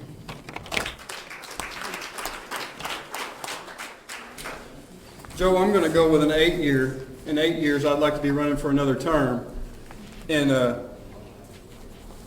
with that, I have a plan, and I've talked to a lot of you about my plan. My plan is a long-term plan. I've got a plan to take each road one at a time, from start to finish, build new roads. I work for a contracting company in North Dakota, and we did just that. We built roads. We built roads for oil pads. A lot rougher country than what we are here in the Ozarks, through the Badlands. And we built roads that last, and the roads that held up to semi-truck traffic. And I would like to take those principles I learned there and apply them here, and take one road at a time and make it where it's passable and it's going to last. It's not just going to wash out with every inch of rain we get. Like Mark said, the old school way was good, but there's a new school way that's better, I believe. Those old crossings like he's talking about with the dips in them, they fill up with rocks and you can't get out. But you put in a good big tin horn that allows that stuff to flow through and under. And then it doesn't stop your flow of traffic. You're not stuck waiting for the road grader to come from Squires or to come from Denlow to come and clean that up so you can get out, or do it yourself. I want to improve our infrastructure. It's roads. That's, I put that on my Facebook page here recently. Roads. That's the hot topic. But more so than the roads are just a visual of poor management. If we had good management, the roads would be maintained. There's no doubt about it. The roads is just one aspect of the job of commissioner. And that's the first visual sign that you see that they're not doing their job correctly. So if the roads are maintained, and after that I want to see business. I want to see small business. It should be easy. I own 3 small businesses here in Douglas County, or based out of Douglas County. And it is hard for me to do business in Douglas County. It shouldn't be that way. It shouldn't be harder for me to run business here than it is for me to run business in Texas County. But it is, because our people have to leave here to work. They have to go to Springfield to get a decent job. I want to bring that to Douglas County. Karla talked about that. I've heard Robert talk about that. I've heard Van Kelly talk about that. And I want to connect with whoever wins that race. I want to connect. I've been working on these relationships. So when we get to that point, when I'm elected and one of them is elected, I can contact, I can reach out and help. They can help. We can get something established long term. We can get more business like Copeland and Walmart, and that's going to employ more than 3 people at a time. We got Kelly's. I don't know how many of you people know that, but on the eastern side of this county, we've got a Kelly Manufacturing. And they are hiring like mad here in Douglas County. Good jobs, people. I'm talking good jobs. Starting people out at 16, 17, 18 bucks an hour. I am a director over Mountain Moving Ministry, which is a men's transition house for addicted felons. They're hiring our men, as many as we can send them, to put them to work 14, 15, 16 bucks an hour, depending on their experience and their level of being able to weld and things like that. That's the kind of business we need here in Douglas County. That's the kind of people we need to be taking care of. We need to be making sure that road is graded good so that business doesn't leave Douglas County. Because that could happen. If they can't get their trucks in and out, they're going to find somewhere they can. We got to maintain that.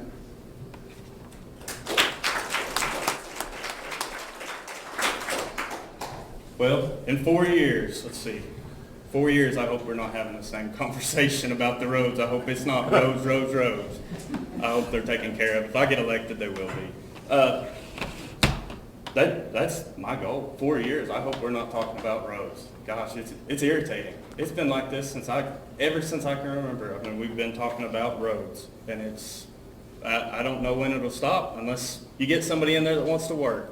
I think if you get somebody in there that wants to get in with the people, with the community, and then they want to get in with your graders and the people that's working for you, I think that's what you're going to have.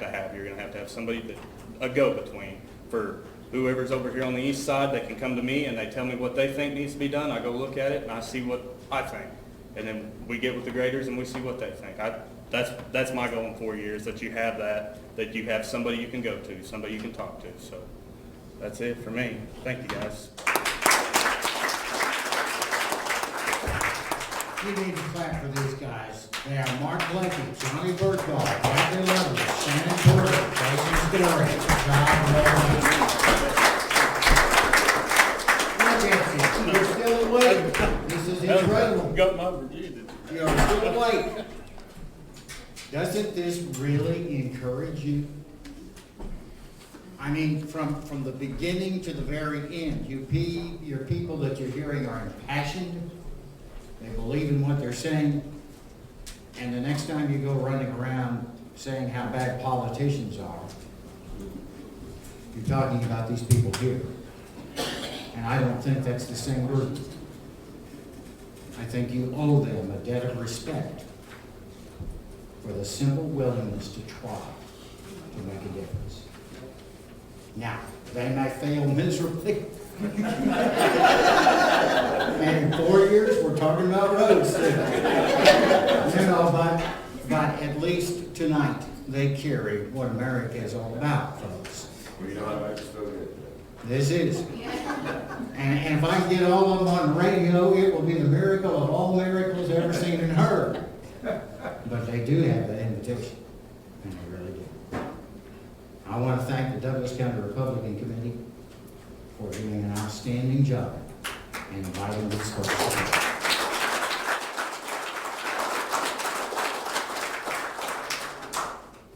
We ain't done.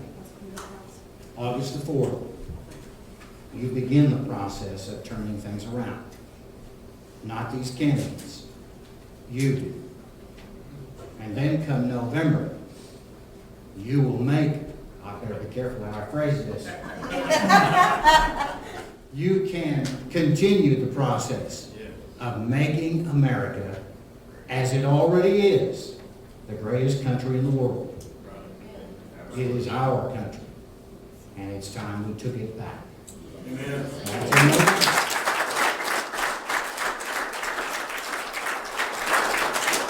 Dennis, unless you have something else, let's say a quick prayer. Do you mind? Let's say a quick prayer, and then let's move on.